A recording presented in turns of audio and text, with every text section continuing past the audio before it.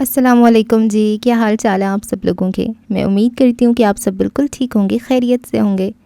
Novel بخت by مہر النساء شاہ میر کی یہ 9واں ایپیسوڈ ہے۔ سفیر کے کمرے سے ملحقہ اسٹڈی اس وقت خاموش پڑی تھی۔ وہاں ایک واحد آواز بوتل سے گلاس میں شڑ کی آواز سے جاتے اس مشروب کی تھی جس سے وقتاً فوقتاً سفیر حلق میں انڈیل رہا تھا۔ دیوار گیر الماریوں میں رکھی صدیوں پرانی کتابیں کبھی افسوس تو کبھی غصے سے یہ منظر دیکھے جا رہی تھیں۔ اسے آفس سے آئے کافی دیر ہو گئی تھی۔ آج کل اس کی یہی روٹین تھی، صبح آفس اور وہاں سے آتے ہی سیدھا اسٹڈی میں آ کر بیٹھنا، اور رات کو دیر تک اس کی واحد محبوبہ اس کی بوتل ہوتی تھی۔ اسی وقت اس کی اسٹڈی کے دروازے پہ ہلکی سی دستک ہوئی اور پھر دروازہ چیر کی آواز سے کھلتا چلا گیا۔ سفیر نے گردن موڑ کر دیکھا تھا، سامنے مہر ماہ تھی، کاسنی رنگ کے لون کے سوٹ میں ملبوس، اور اسی رنگ کا دوپٹہ گلے میں جھول رہا تھا۔ اس کے ہاتھ میں ٹرے تھی جس میں چائے کے 2 مگ تھے۔ اس چائے کی ٹرے کو شیشے کی چھوٹی سی میز پہ رکھا تھا اور ایک مگ اٹھا کے سفیر کے پاس صوفے پہ بیٹھ گئی تھی۔ اس کی بھوری آنکھوں میں افسوس تھا۔ میں آپ کے لیے چائے لائی ہوں، آپ کو بہت پسند ہے نا؟ اس کو تو ہٹائیں، کیوں اپنا دل جلا رہے ہیں؟ وہ اس کے ہاتھ سے گلاس لیتے ہوئے بول رہی تھی۔ سفیر نے ایک ناپسندیدہ نظر اس پہ ڈالی تھی اور گلاس پہ اپنی گرفت مزید سخت کر دی تھی۔ میرے معاملات میں نہ بولا کرو مہر، وہ درشتی سے کہہ کر ایک بار پھر گلاس کو منہ سے لگا گیا تھا۔ میں آپ کے لیے چائے لائی ہوں، اسے پی کر تو دیکھیں۔ وہ ایک بار پھر مصر ہوئی تھی۔ کیا یہ چائے بالکل ویسی بنی ہے جیسے حالے بناتی تھی؟ اس کا لہجہ ایک دم بدل گیا تھا۔ اس کی سرخ ہوتی آنکھوں میں اب کی حسرت تھی۔ مہر ماہ کو اپنا آپ وہاں فضول لگا۔ میں حالے جیسی چائے نہیں بنا سکتی سفیر، اس کا لہجہ اسپاٹ تھا۔ تو پھر پھینک دو اس کو، مجھے نہیں چاہیے۔ وہ جی بھر کر بدمزہ ہوا تھا۔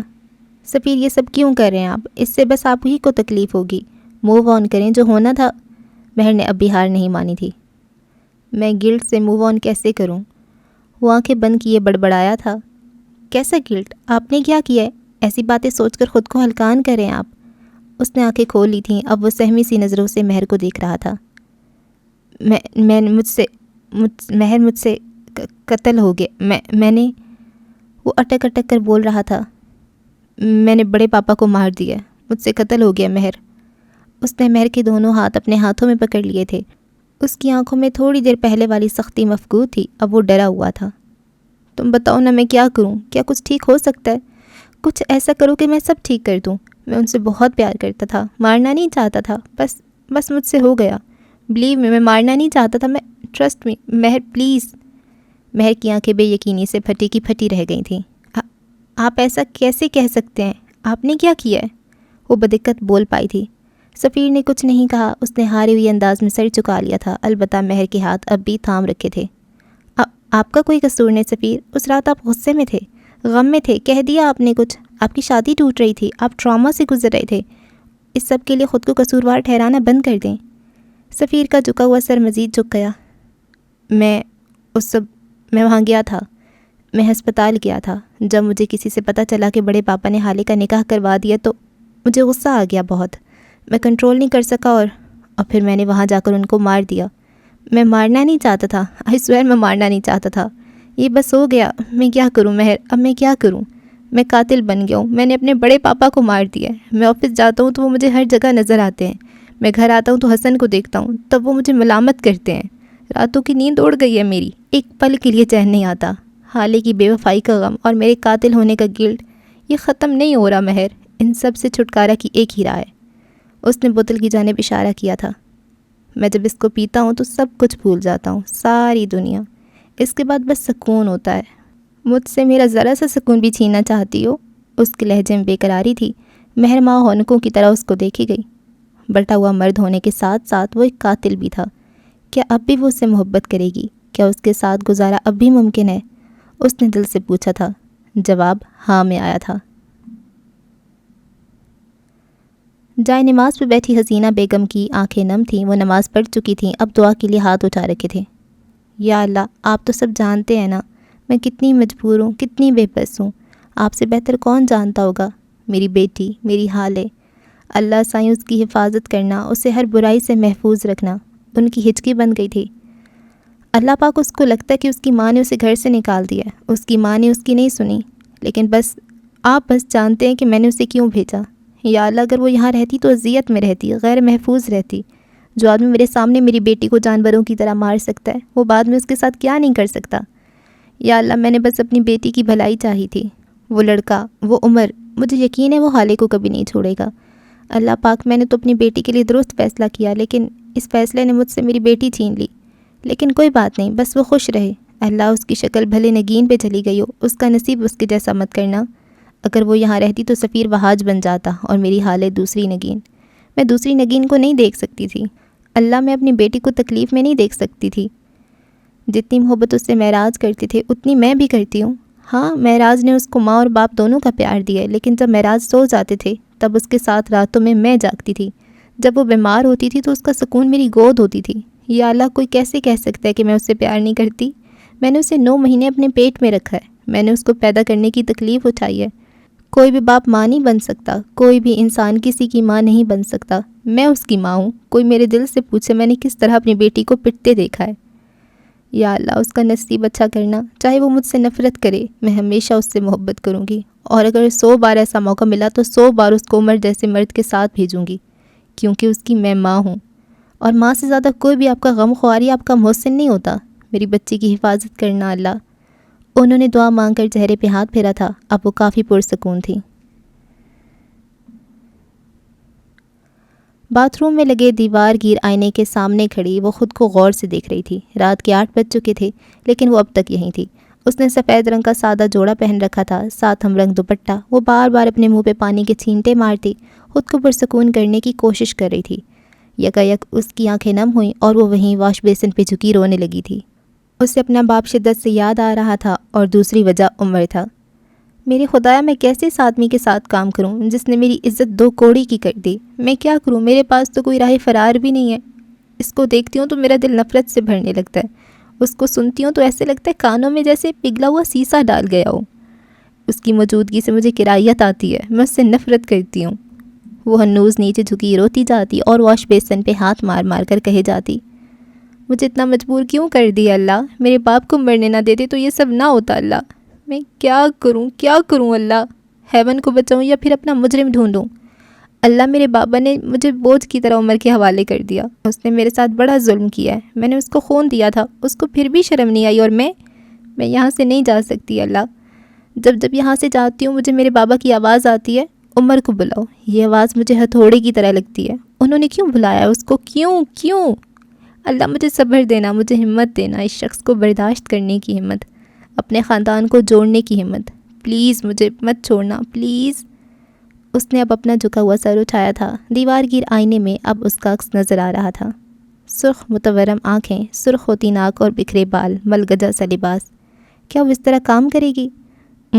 اسے سب سے پہلے اپنی حالت ٹھیک کرنی تھی، یہ ضروری تھا۔ تھوڑی دیر بعد جب وہ باتھ روم سے باہر آئی تو اس نے فیروزی قمیض کے ساتھ سفید ٹراؤزر پہن رکھا تھا، ساتھ ہم رنگ دوپٹہ، بالوں کو جوڑے میں باندھ رکھا تھا جس سے نکلتی 2 لٹیں چہرے پہ جھول رہی تھیں۔ اسی وقت بیرونی دروازے پہ دستک ہوئی۔ اس نے اپنے کمرے کی کھڑکی سے جھانک کر دیکھا، بخش دروازے پہ کھڑا تھا اور چوکیدار سے کوئی بات کر رہا تھا۔ اس کے پاس 2 بڑے بڑے ڈبے تھے جن کو زمین پہ رکھا ہوا تھا۔ حالے نے وہیں سے اس کو نیچے ٹھہرنے کا اشارہ کیا اور خود سیڑھیاں چڑھتی نیچے آ گئی۔ اب وہ دروازے کے باہر کھڑی تھی، بخش سے کوئی بات کر رہی تھی۔ سارا سامان لے آئے ہو؟ وہ نیچے پڑے ڈبوں کو دیکھتی پوچھ رہی تھی۔ جی بیوی، مہر باجی بہت غصہ آئیں، انہوں نے کہا سامان قیمتی ہے، لیکن پھر حسن بھائی آ گئے اور انہوں نے آپ کی الماری سے سارا سامان نکال کر دیا، اور آپ کو پتہ ہے انہوں نے کہا کہ میں سامان کو رکشے میں نہ لے کر جاؤں، خود آئے تھے وہ ڈرائیور کے ساتھ، بالکل ابھی گئے ہیں۔ اسے تفصیل جواب کی عادت تھی۔ حالے کی آنکھوں میں زخمی سا تاثر آیا تھا۔ وہ اندر کیوں نہیں آیا؟ اس نے میرا انتظار بھی نہیں کیا۔ وہ کیسا ہے؟ اس کے لہجے میں بے قراری تھی۔ وہ اصل میں ان کو کام تھا، ورنہ وہ ٹھہرتے، انتظار کرتے آپ کا، بہت یاد کرتے ہیں آپ کو، سچ کہہ رہا ہوں۔ بخش جب بھی جھوٹ بولتا وہ آخر میں یہی کہتا تھا، سچ کہہ رہا ہوں۔ اچھا ٹھیک ہے، تم جاؤ اور اماں کا خیال رکھنا۔ حالے نے بات بدل لی تھی۔ وہ خاموشی سے کھڑا، اسی وقت حالے کی نظر اس کے پیروں میں رکھے سفری بیگ پہ پڑی۔ کیا تم گاؤں جا رہے ہو؟ اس کے ابرو تفکر سے سکڑے تھے۔ بی بی میں یہاں رہنا چاہتا ہوں، آپ کی خدمت کرنا چاہتا ہوں، میں وہاں واپس نہیں جاؤں گا۔ میں ان لوگوں کے ساتھ نہیں رہ سکتا جنہوں نے میرے مالک پہ ہاتھ اٹھایا۔ مجھے اور میری ماں کو معراج صاحب نے رکھا تھا، میرے مالک وہ تھے یا پھر آپ۔ میں وہاں واپس نہیں جاؤں گا۔ اگر آپ نے مجھے بھیجا تو میں گاؤں چلا جاؤں گا، لیکن اس گھر میں قدم نہیں رکھوں گا۔ وہاں کا کھانا کھاتا ہوں تو اب گلے میں اٹکتا ہے، خود کو بغیرت محسوس کرتا ہوں۔ یا تو آپ مجھے رکھ لیں یا پھر مجھے گاؤں جانے دیں۔ اس نے ہنوز گردن جھکا رکھی تھی۔ حالے اس کو دیکھ کر گہرا مسکرائی۔ ٹھیک ہے، تم اندر آ جاؤ۔ وہ بالآخر مان گئی تھی۔ بخش کی باتیں کھل گئی تھیں۔ سچی بیوی جی؟ وہ خوشی سے پھولے نہیں سما رہا تھا۔ یہ لائنز یاد کرنے میں کتنا وقت لگا تھا تمہیں؟ وہ اس کو بغور دیکھتی پوچھ رہی تھی۔ بخش گڑبڑا گیا تھا۔ کیا مطلب؟ یہ میری اپنی لائنز ہیں؟ حالے نے سمجھنے والے انداز میں آنکھیں گھمائی تھیں۔ تمہیں پتہ ہے بخش، یہ جس فلم کے ڈائیلاگز ہیں وہ فلم میں نے اور حسن نے 7 بار دیکھی ہے، سو مجھے بیوقوف مت بناؤ۔ تو کیا میں یہاں نہیں رہ سکتا؟ اس کے ارمانوں پہ اوس پڑ گئی تھی۔ میں اپنی بات سے مکرتی نہیں ہوں، وہ بول کر مڑ گئی تھی۔ دروازے پہ رک کر چوکیدار کو مخاطب کیا تھا۔ شانوں سے کہو اسے کوارٹر میں ایک کمرہ دے دیں، اور یاد رہے اس کے کمرے میں کوئی اور نہ رہے، اسے پڑھائی بھی کرنی ہوتی ہے، یہ سامان بھی اندر پہنچا دو۔ وہ تحکم مگر نرمی سے بولتی اندر بڑھ گئی تھی۔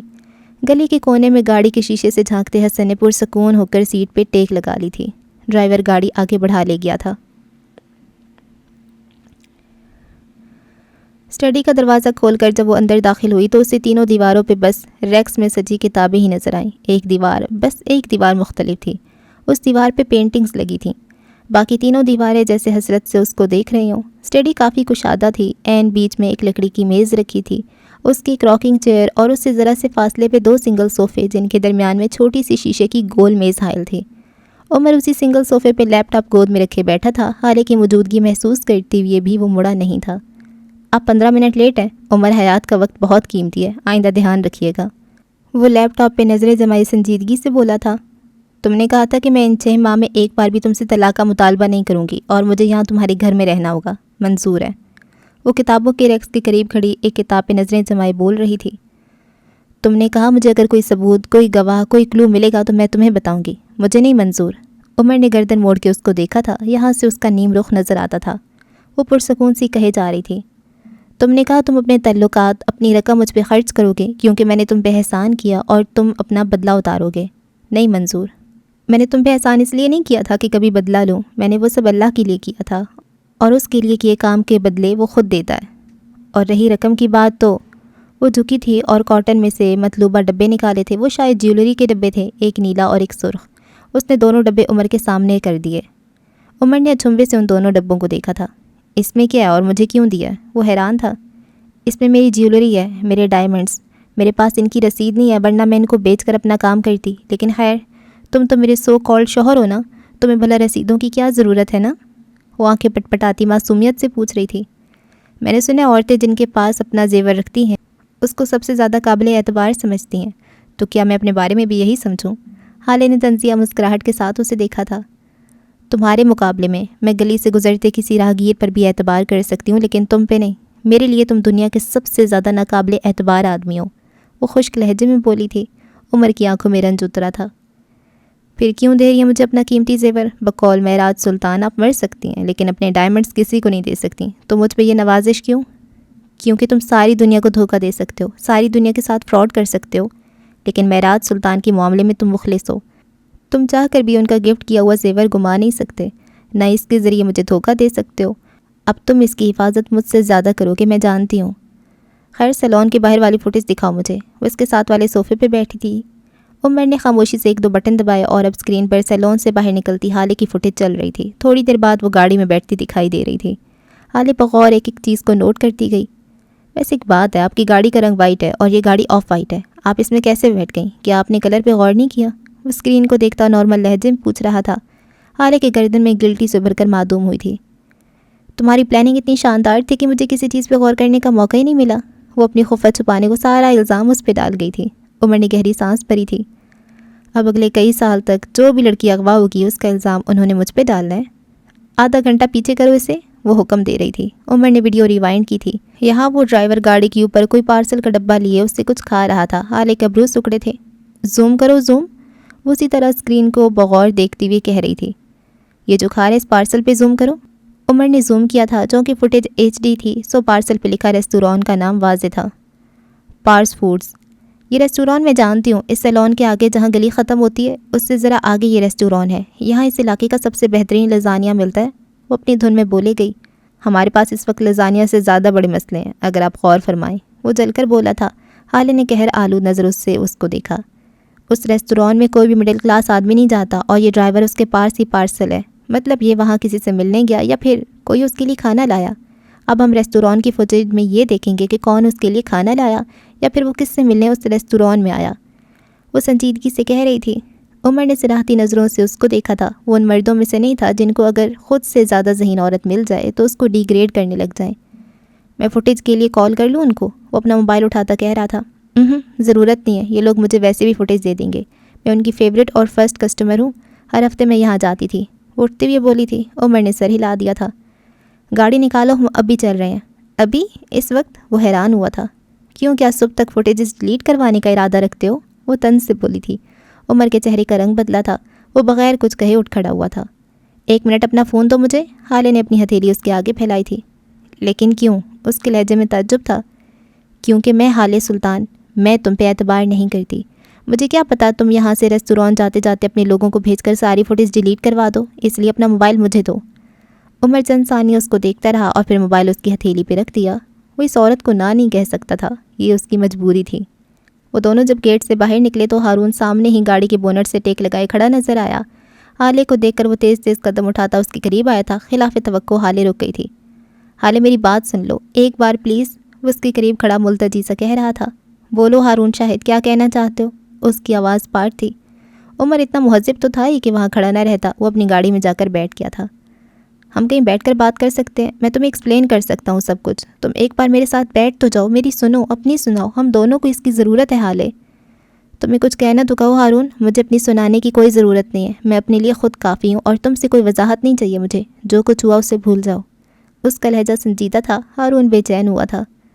مجھے معاف کر دو حالے، جو کچھ بھی ہوا وہ ایک غلط فہمی تھی، میں نے وہ سب کچھ تم سے انتقام کے لیے نہیں کیا، میں مجبور تھا، مجھ سے ناراض مت ہو، ہم دونوں دوست ہیں، مجھے سمجھو، مجھے حالات کا اندازہ ہی نہیں تھا۔ میں نے تمہیں معاف کیا ہارون، ہر چیز کے لیے تم آزاد ہو، میں تم سے ناراض نہیں ہوں، کیونکہ ناراض ان سے ہوا جاتا ہے جن سے کوئی تعلق ہو، ہمارا ہر تعلق تمہاری اس گواہی نے ختم کر دیا تھا، اب تم میرے لیے کچھ بھی نہیں ہو، تم مجھے وضاحت مت دو، مجھ سے معافی مت مانگو، میں نے تمہاری وجہ سے جو کچھ جھیلا اس کا تمہیں اندازہ بھی نہیں، اور اب مجھے فرق بھی نہیں پڑتا، کیونکہ اب میرے پاس تمہارے دکھ سے زیادہ بڑے دکھ ہیں، تمہارے دھوکے سے بڑے دھوکے ہیں، تمہارے غم سے زیادہ بڑے غم ہیں۔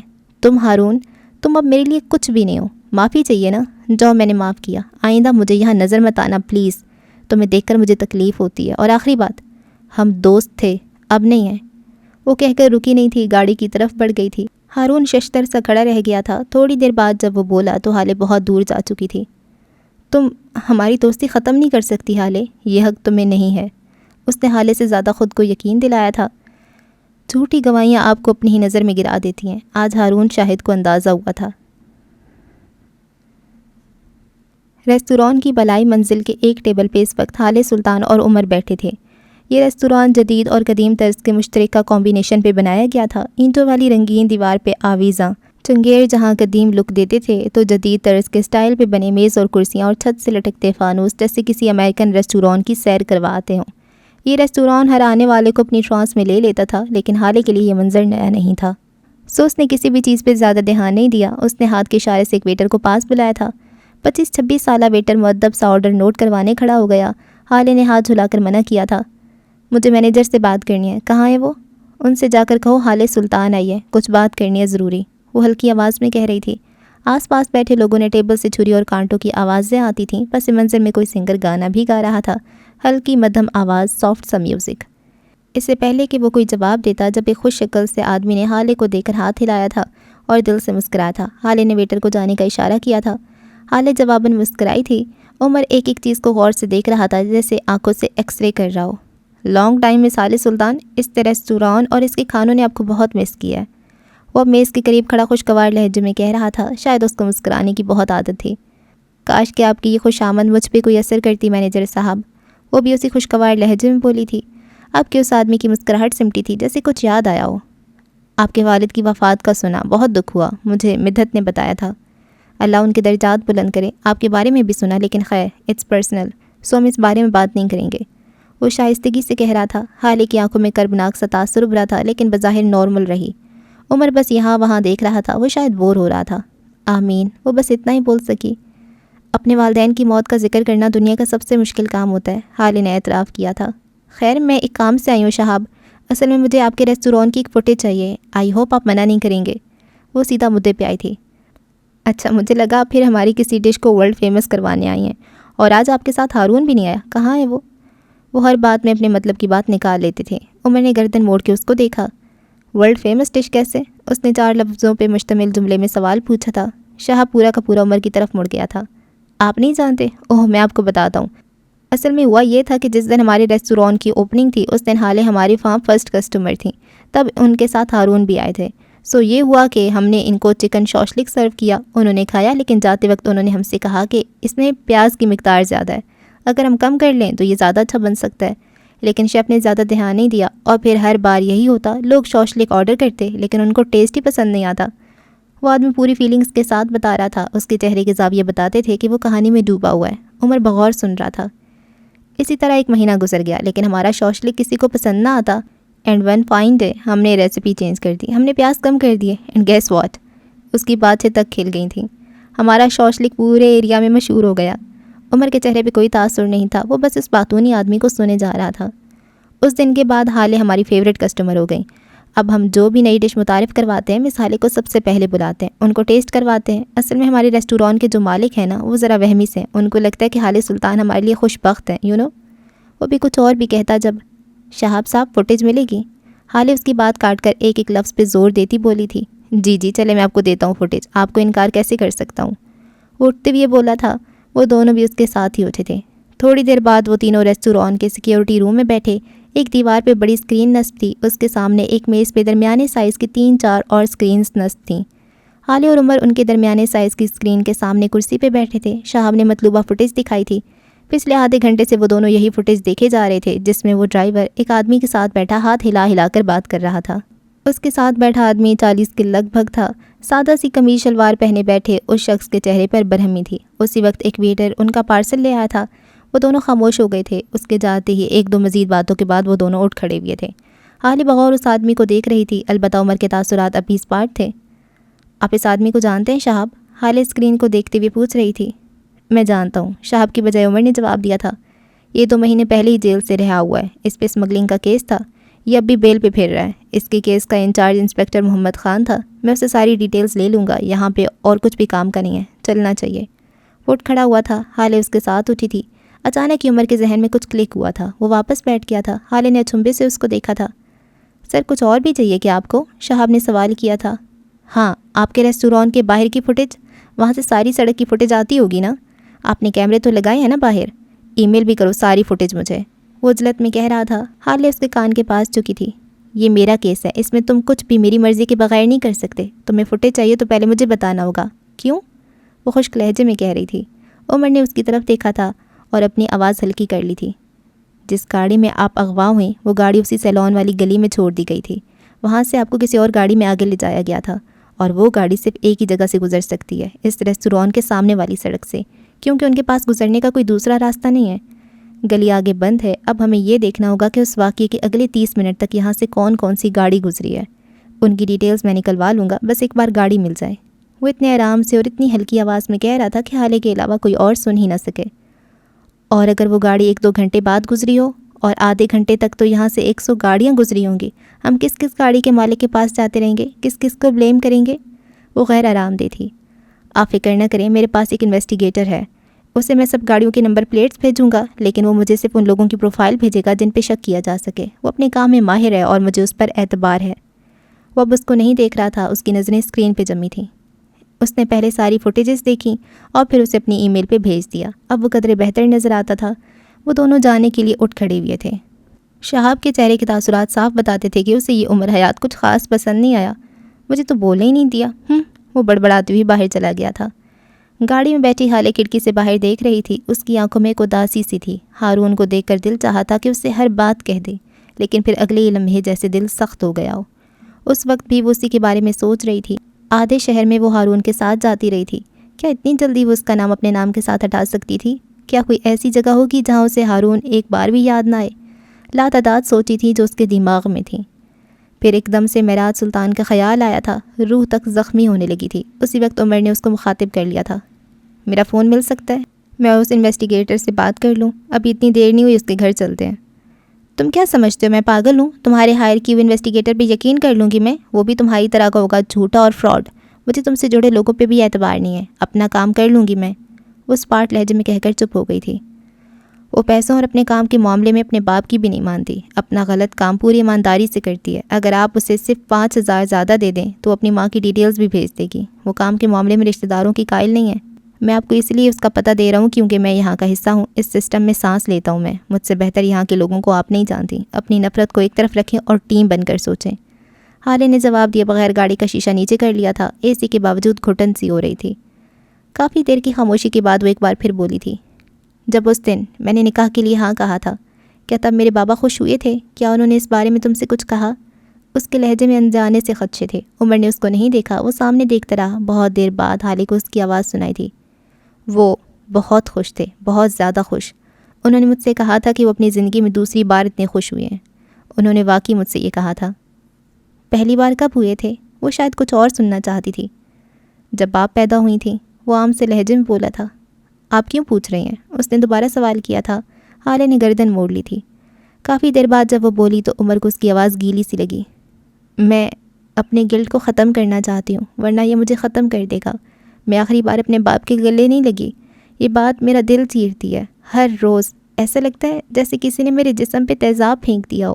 بالکل ویسی جلن، ویسی اذیت ہوتی ہے۔ ایسے میں مجھے ایک مرہم چاہیے جسے میں اپنے دل پہ رکھوں، کوئی ایسی بات جس نے آخر میں میرے باپ کو خوشی دی ہو۔ لیکن افسوس، جس بات نے ان کو خوشی دی وہ میرا سب سے بڑا غم ہے۔ وہ ہنوز باہر دیکھتی بول رہی تھی۔ عمر نے گردن موڑ کے اس کو دیکھتے ہوئے بولنا شروع کیا تھا۔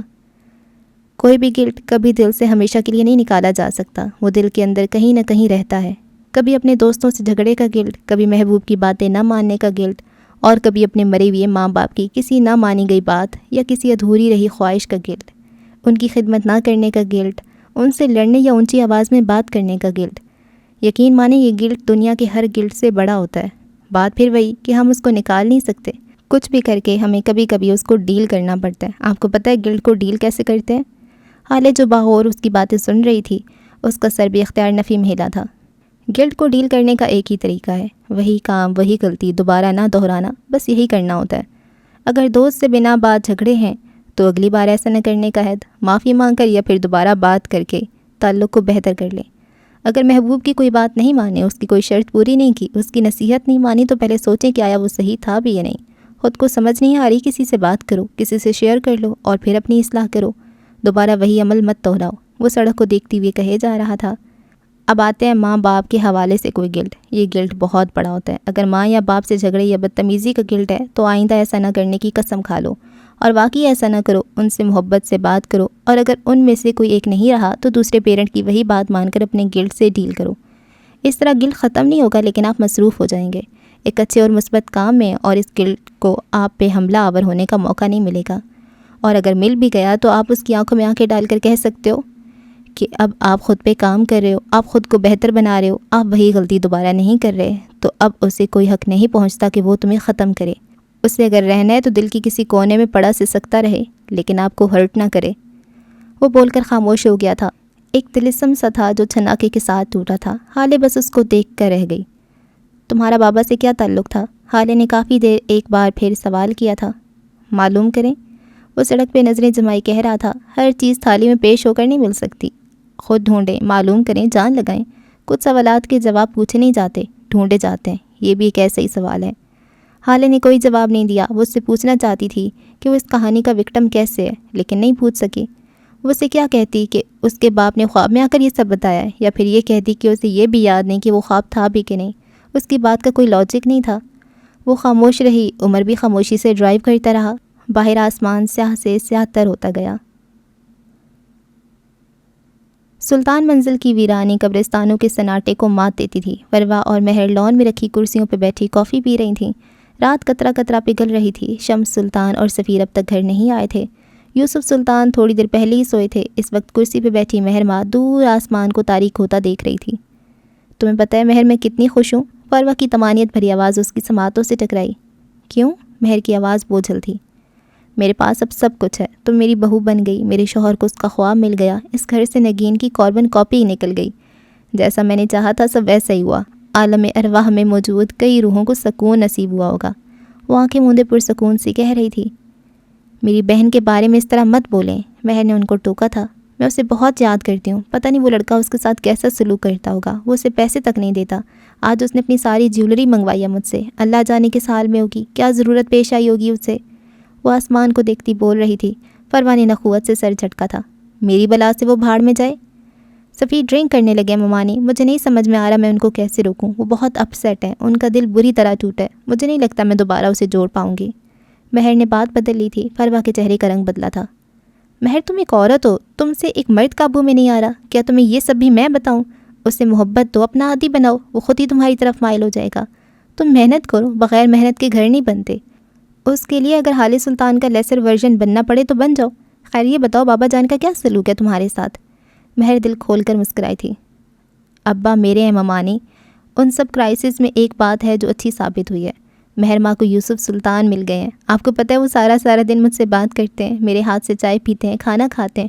اور تو اور انہوں نے میرا ہاتھ چوما. کین یو بلیو اٹ, انہوں نے میرا ہاتھ چوما. مجھے میرا باپ مل گیا ہے, مجھے ابا مل گئے ہیں. نعمت تو اللہ نے مجھے دی ہے, کرم تو اس کا مجھ پہ ہوا ہے. آپ کیا خوش ہوں گی جتنی میں خوش ہوں, اور تمہیں خوش دیکھ کر میں خوش ہوں, کیونکہ اس دنیا میں تمہیں فروا سے زیادہ محبت کوئی نہیں کر سکتا. تم مجھے سفیر سے بھی زیادہ عزیز ہو. فروا سلطان تمہارے لیے مر بھی سکتی ہے اور مار بھی سکتی ہے, یاد رکھنا. اس کے ہاتھ پہ اپنا ہاتھ رکھے یاد دہانی کروا رہی تھی. مہر دور آسمان کو دیکھتی مسکرا رہی تھی. وہ دونوں ایک 3 منزلہ بلڈنگ کی دوسری منزل کے ایک فلیٹ کے دروازے پہ کھڑے تھے. عمر نے بیل بجائی تھی. تھوڑی دیر بعد دروازہ کھلا تھا اور ایک 27-28 سالہ دبلی پتلی سی لڑکی دروازے پہ نمودار ہوئی تھی. عمر کو دیکھ کر وہ دل سے مسکرائی تھی. اس کی رنگت سانولی تھی, آنکھیں سنہری, بال چھوٹے کٹے ہوئے جو بمشکل گردن کو ڈھانپتے تھے. اس نے ڈھیلی سفید شرٹ کے ساتھ ٹراؤزر پہن رکھا تھا. وہ پرکشش تھی, بہت زیادہ, اتنی کہ اگر کوئی اس کو ایک بار دیکھے تو دوبارہ ضرور دیکھنا چاہے. الفا عمر, آج تمہیں میری یاد کیسے آ گئی؟ وہ نروٹھے پن سے شکوہ کر رہی تھی. الفا اس بھیڑیوں کو کہا جاتا ہے جو سفر کے وقت قافلے کا سردار ہوتا ہے. عمر بغیر جواب دیے اندر داخل ہو گیا تھا. اسی وقت اس لڑکی کی نظر حالے پہ پڑی تھی. چونکہ وہ عمر کے پیچھے کھڑی تھی سو اس کو نظر نہیں آئی تھی, یا پھر اس نے دیکھنا نہیں چاہا تھا. تم بھی آ جاؤ. اس نے اب حالے کو اندر بلا لیا تھا. اندر آؤ تو فلیٹ کی ساری دیواروں پہ جا بجا اسٹکی نوٹس لگے تھے. فلیٹ کی حالت ابتر تھی. صوفے پہ رکھے کشن اب زمین کی زینت بنے پڑے تھے. کافی کے مگ اور آرڈر کیے ہوئے کھانے کے ڈبے میز پہ پڑے تھے. وہ لڑکی جتنی خوبصورت تھی اتنی ہی پھوہڑ تھی. عمر نے ناپسندیدگی سے اپنے اطراف میں نظر دوڑائی تھی. وہ لڑکی اب بھی چپتی نظروں سے عمر کو دیکھ رہی تھی. مس لیل سکندر, میں نے آدھا گھنٹہ پہلے تمہیں کال کی تھی. اگر تم چاہتی تو گھر کو صاف بھی کر سکتی تھی. وہ کھانے کے ڈبے اٹھاتا بول رہا تھا. مجھے کیا پتہ تھا الفا عمر اپنی زوجہ کے ساتھ تشریف لا رہے ہیں, ورنہ ضرور سارے گھر کو رگڑ رگڑ کے صاف کرتی. وہ اب نیچے پڑے کشن اٹھاتی کہہ رہی تھی. حالے خاموشی سے ان دونوں کو دیکھ رہی تھی. اس کے پاس بولنے کو کچھ نہیں تھا. عمر بغیر کچھ کہے ڈبوں کو کچرے میں پھینک آیا تھا. آپ یہاں آ کر بیٹھ جائیں. وہ سنگل صوفے کی طرف اشارہ کرتا حالے سے کہہ رہا تھا. وہ بغیر کچھ کہے بیٹھ گئی تھی, غیر آرام دہ سی. چند منٹ تک عمر اور لیل چیزیں سمیٹتے رہے.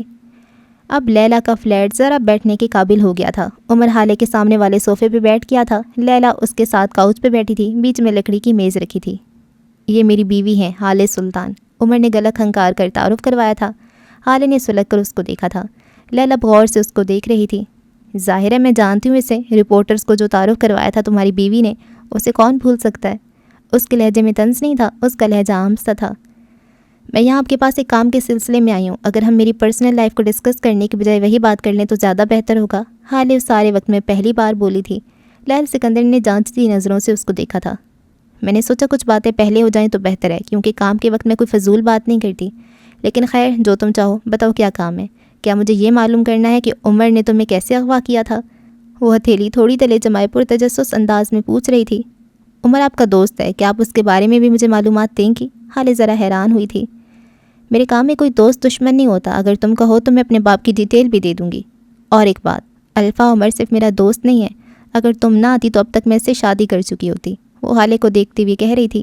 عمر جو جتاتی نظروں سے حالے کو دیکھ رہا تھا, لیل کی آخری بات پہ گڑبڑا گیا تھا. میری طرف سے بھی قاضی بلوا لیں. اوکے سو مجھے کچھ گاڑیوں کی ڈیٹیل چاہیے اور ایک آدمی ہے, اس کے بارے میں بھی معلومات چاہیے. لیکن ذرا جلدی, میرے پاس زیادہ وقت نہیں ہے. میرے پاس فوٹیج ہے, آپ کو بھیج دیتی ہوں. اوکے. حالے نے آخر میں سوالیہ نظروں سے اس کو دیکھا تھا. میں گاڑیوں کو نہیں لوگوں کو انویسٹیگیٹ کرتی ہوں, یہ میرا کام نہیں ہے. لیکن خیر تمہارا یہ کام میں کسی اور سے کروا دوں گی, اور جس آدمی کی ڈیٹیل تمہیں چاہیے کچھ دنوں تک مل جائیں گی. میں اپنی پوری کوشش کروں گی اس کام کو جلد از جلد کر لوں. یہ تمہیں میرا فیور ہوگا. وہ سوچ سوچ کر کہہ رہی تھی. لیکن میں آپ کو پھر بھی پے کروں گی. حالے مصر ہوئی تھی. لیل اپنی جگہ سے اٹھ کر اس کی سامنے کھڑی ہو گئی تھی۔ ہنی، میں نے کب کہا کہ میں تمہارا کام فری میں کروں گی؟ فیور کا مطلب تھا کہ میں تمہارا کام جلدی کروں گی۔ پیسوں کے معاملے میں اپنے باپ کو بھی نہیں بخشتی۔ 1 گھنٹے کا 3000 چارج کروں گی میں، منظور ہے تو ڈیٹیلز ای میل کر دو، وہ کہتی کچن کی طرف بڑھ گئی تھی۔ اوکے، مجھے منظور ہے، حالے نے پیچھے سے آواز لگائی تھی۔ عمر ان دونوں سے بے نیاز اپنے موبائل پہ کسی کو میسج کر رہا تھا۔ ای میل ایڈریس لکھو پھر، وہ وہیں سے بول رہی تھی۔ اپنا ایڈریس لکھوانے کی تھوڑی دیر پہلے وہ ٹرے میں 3 مگلیے چلی آئی تھی۔ لیل کے کافی پیتے ہوئے حالے نے اس کو فوٹیج بھیج دی تھی۔ باقی سارے معاملات بھی طے ہو گئے تھے۔ تبھی حالے اٹھ کھڑی ہوئی۔ اس نے کافی نہیں پی تھی، اس کا کپ انچھوا رکھا تھا۔ عمر اس کو دیکھ کر اٹھا تھا۔ وہ دونوں دروازے کے باہر تھے جب لیل نے عمر کو کوہنی سے پکڑ کر روک لیا۔ حالے نے اس طرف نہیں دیکھا تھا، وہ آگے بڑھ گئی تھی۔ وہ اب عمر کی طرف دیکھ رہی تھی، جانچتی، ایکس رے کرتی نظریں۔ اس کو اس سب میں کیوں گھسیٹ رہے ہو الفا؟ تمہیں نہیں لگتا یہ اس کا ٹائپ نہیں ہے؟ وہ ایک مغرور ایلیٹ کلاس کی لڑکی ہے، اسے فیشن اور کھانوں تک رکھو، وہ اس ماحول کو سروائیو نہیں کر سکے گی۔ اس کے اندر اب بھی معصومیت باقی ہے، وہ یہ سب نہیں جھیل سکے گی۔ اس کی آنکھوں میں تفکر تھا۔ عمر نے نرمی سے اپنی کوہنی چھڑوائی، اس کی آنکھوں میں دیکھا اور بولنا شروع کیا۔ جو عورت ذلت جھیل سکتی ہے وہ پھر سب کچھ جھیل سکتی ہے۔ تمہیں پتہ تو ہوگا وہ معراج سلطان کی بیٹی ہے۔ انہوں نے آخری وقت میں مجھ سے کہا تھا کہ وہ اپنی بیٹی کو خدا کے بعد میرے حوالے کر رہے ہیں۔ تم جانتی ہوگی ان کا مطلب یہ ہرگز نہیں تھا کہ میں ان کی بیٹی کو روٹی، کپڑا اور مکان یہ سب کچھ دوں یا پھر ان کو ٹپیکل بیوی بنا کے رکھوں۔ ان کا مطلب میں سمجھ گیا تھا اور اب میں وہی کر رہا ہوں۔ تو مجھے کرنے دو، ان کو اپنے پیروں پہ کھڑا ہونے دو۔ معصوم تو تم بھی تھی لیل، تم نے بھی تو سروائیو کیا ہے نا۔ اس کا لہجہ نرم تھا جبکہ لیل ابھی تذبذب تھی۔ میں یتیم تھی عمر، میں نے اپنے ماں باپ کو دیکھا تک نہیں تھا، میرے آگے پیچھے کوئی نہیں تھا، مجھے اپنے لیے خود کھڑا ہونا پڑا۔ وہ جھنجھلائی تھی۔ بس پھر فکر مت کرو، اب وہ بھی یتیم ہے اور اس نے اپنے ماں باپ کو دیکھ رکھا ہے۔ ایسا یتیم زیادہ خطرناک ہوتا ہے۔ تم اس کو چھوڑو، اس کے لیے عمر حیات ہے، اپنا کام کرو گے۔ وہ اس کو اسی دروازے پہ چھوڑ کر آگے بڑھ گیا تھا۔ رات کے تقریباً 12 بج رہے تھے جب وہ دونوں لیل کے فلیٹ سے نکل کر گاڑی میں آ کر بیٹھے۔ حالے نے آتے ہی شیشہ کھول دیا تھا، اس نے شام میں بھی یہی کیا تھا۔ عمر نے نوٹ کیا تھا لیکن کچھ کہا نہیں۔ آپ کو گرمی لگ رہی ہے کیا؟ بالآخر اس نے پوچھ لیا تھا۔ تم مجھ سے صرف کام کے وقت مخاطب ہوا کرو، مجھے تمہاری آواز سے کوفت ہوتی ہے اور میرے معاملات میں دخل مت دیا کرو۔ تمہارا اور میرا تعلق صرف کام تک کا ہے۔ آئندہ کسی کے سامنے مجھے اپنی بیوی متعارف مت کروانا، تمہارے لیے بہتر ہوگا۔ وہ کھڑکی سے باہر دوڑتی گاڑیوں کو دیکھ رہی تھی۔ آپ کو صرف میرا ہی قصور کیوں لگتا ہے؟ آپ کی شادی سفیر سے نہ ہو، اس کے لیے آپ کی چچی بھی تو آپ کے اغوا میں شامل ہو سکتی ہیں۔ میں بھلا ایسی حرکت کیوں کروں گا؟ اس بات کا کوئی لاجک ہی نہیں۔ آپ ایک بار ٹھنڈے دماغ سے سوچے تو صحیح، تصویر کا دوسرا رخ بھی دیکھیں۔ وہ اس کو دیکھ کر کہہ رہا تھا، جب کوئی لڑکی سارے جہان میں بدنام ہو جاتی ہے، جب اس کی شادی ٹوٹ جاتی ہے، جب اس کی محبت اس سے چھین لی جاتی ہے، اس کے خاندان والے اس کو ڈس اون کر دیتے ہیں، اس کا باپ اس کی شادی اسی کے مجرم سے کروا دیتا ہے، تو تصویر کا کوئی اور رخ نظر نہیں آتا، پھر چیزوں میں لاجک نہیں نظر آتا۔ بس جو چیز نظر آتی ہے وہی حقیقت ہوتی ہے، اور میں نے خود کو تمہاری گاڑی میں تمہارے گھر میں دیکھا ہے، اس لیے میرے لیے یہی حقیقت ہے تم پہ۔ عمر، میں تم پہ اعتبار نہیں کرتی، سو اگر تم چاہتے ہو کہ میں تمہارا اعتبار کروں تو تمہیں اس کو کمانا ہوگا۔ اعتبار بھیک میں نہیں ملتا۔ تم میرے پاس کوئی ٹھوس ثبوت لاؤ، میں کر لوں گی اعتبار، میں مان لوں گی تمہاری بات۔ وہ اب بھی باہر ہی دیکھ رہی تھی، اس کے لہجے میں تپش تھی۔ آپ اپنے معاملے میں نہ صحیح، جج صاحب کے معاملے میں تو مجھ پہ اعتبار کر سکتی ہیں۔ وہ مصر ہوا تھا۔ حالے نے چہرہ اس کی جانب موڑ لیا تھا، اس کی آنکھوں میں سرخ ڈوریاں تھیں۔ عمر نے بے اختیار نظریں چرائیں تھیں۔ اس دن میرے باپ کے آفس میں میرے چچا اور میرے باپ کے قاتل کو دیکھ کر تمہارا خون نہیں کھولا؟ تم نے ان سے معذرت کی، تم ان کے سامنے جھکے۔ عمر، اس دن تم نے اپنا رہا سہا مقام بھی کھو دیا۔ ایک ذرا سا جو کہیں اعتبار تھا نا کہ تم میرے باپ کے ساتھ مخلص ہو، تم نے اس کو بھی ختم کر دیا۔ تم ان سے محبت نہیں کرتے تھے، تم صحیح کہہ رہے تھے، مرنے والا میرا باپ ہے، تمہارا نہیں۔ اس دن میں نے دیکھ لیا۔ اس کے لہجے میں کاٹ سی تھی۔ عمر کے چہرے کے تاثرات سخت ہو گئے تھے، جیسے بہت سارا اشتعال اندر دبا لیا ہو۔ آپ کو کوئی حق نہیں پہنچتا کہ آپ میری جج صاحب سے محبت کو جج کریں۔ اس دن مسز ہالے، اس دن شمس کو وہاں دیکھ کر میرا خون بھی کھولا تھا، میرا دل بھی کیا تھا کہ میں چیخوں، چلاؤں، غصہ کروں، روؤں یا پھر شمس کو مار دوں۔ ہاں، یہ آسان تھا۔ میں نے جب وہ ویڈیو دیکھی تھی تب میں آپ کی طرح رو نہیں رہا تھا، میں اپنی گن لوڈ کر کے سلطان منزل گیا تھا۔ وہ بول رہا تھا اور ہالے سن رہی تھی۔ لیکن پھر میں نے سوچا اس طرح تو وہ ایک ہی بار مر جائے گا، یہ موت تو بس خدا کے اختیار میں ہے، کیا ہوگا کہ بچ جائے؟ نہیں، میں اس کو ایسے نہیں مار سکتا تھا، میں اس کو تڑپا تڑپا کر ماروں گا۔ میں 2 قدم پیچھے ہٹا ہوں، اس لیے نہیں کیونکہ میں بزدل ہوں، اس لیے کیونکہ میں بھیڑیا ہوں اور میں بھیڑیے کی طرح شکار کروں گا۔ 2 قدم پیچھے ہو کر وار کروں گا۔ اس کی آنکھوں میں جیسے چنگاریاں پھوٹ رہی تھیں۔ حالے نے تعصب سے اس کو دیکھا تھا، افسوس سے سر کو نفی میں ہلایا تھا اور پھر بولی تھی، تمہیں شرم نہیں آتی کیسے جانور سے خود کو ملاتی ہوئی جس کا نام ہم تب لیتے ہیں جب کسی کے ساتھ انتہا کا ظلم ہوا ہوتا ہے، جہاں بے حسی کی داستان رقم ہوئی ہوتی ہے، جہاں صفاقی ہو، جہاں بے جا دہشت ہو، وہ ایک غلیظ جانور ہے۔ تم اشرف المخلوق ہو کر خود کو ایک جانور سے ملا رہے ہو۔ اس کی آواز میں ملامت تھی۔ عمر نے اس کی طرف نہیں دیکھا تھا، اس کے سامنے دیکھتے ہوئے بولنا شروع کیا تھا۔ بھیڑیا ظالم ہے، صفاق ہے، بے حس بھی ہے، لیکن صرف اور صرف اپنے دشمن کے لیے۔ بھیڑیا جنگلوں سے نکل کر ریپ نہیں کرتا، بھیڑیا ایٹم بم نہیں گراتا، بھیڑیا گن اٹھا کر لوگوں کو نہیں مارتا، بھیڑیا بم دھماکے نہیں کرتا۔ آپ کہتی ہیں بھیڑیا غلیظ ہے؟ کیا ہم انسانوں سے زیادہ؟ بھیڑیا اپنی محرم مونس پہ جھانکتا تک نہیں، بھیڑیا قبر میں لیٹی عورتوں کو نکال کر زیادتی نہیں کرتا، بھیڑیا اپنے بوڑھے ماں باپ کو اولڈ ہوم نہیں چھوڑ کر آتا، بلکہ اس کے ماں باپ بوڑھے ہو جائیں وہ ان کے لیے کھانا لاتا ہے، ان کی خدمت کرتا ہے۔ بھیڑیا اپنے شریک حیات سے بے وفائی نہیں کرتا، وہ ایک مونس بھیڑیا کے ہوتے ہوئے کبھی دوسری کو دیکھتا تک نہیں، وہ ہر دوسرے مرد کی طرح اپنی بیوی کو دھوکہ نہیں دیتا، وہ ہم اشرف المخلوقات کی طرح اپنے دینی بھائیوں کو گدھے اور کتے کا گوشت نہیں کھلاتا، وہ کبھی بھی مردار نہیں کھاتا نہ کھلاتا ہے۔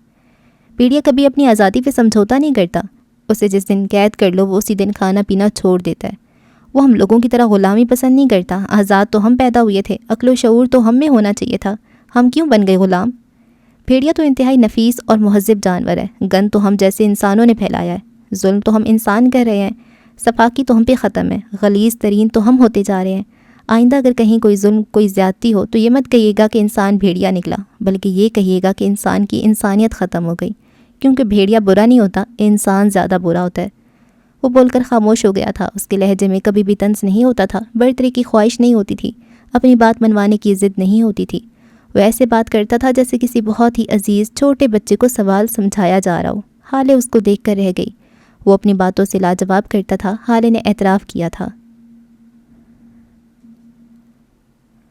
شاہد ولا کی ساری بتیاں روشن تھیں، ہارون شاہد اپنے کمرے میں ایزل اور کینوس کے سامنے کھڑا ایک منظر پینٹ کر رہا تھا۔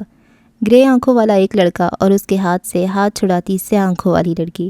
لڑکے کی آنکھوں میں کرب تھا جبکہ مقابل کی آنکھیں اسپاٹ تھیں۔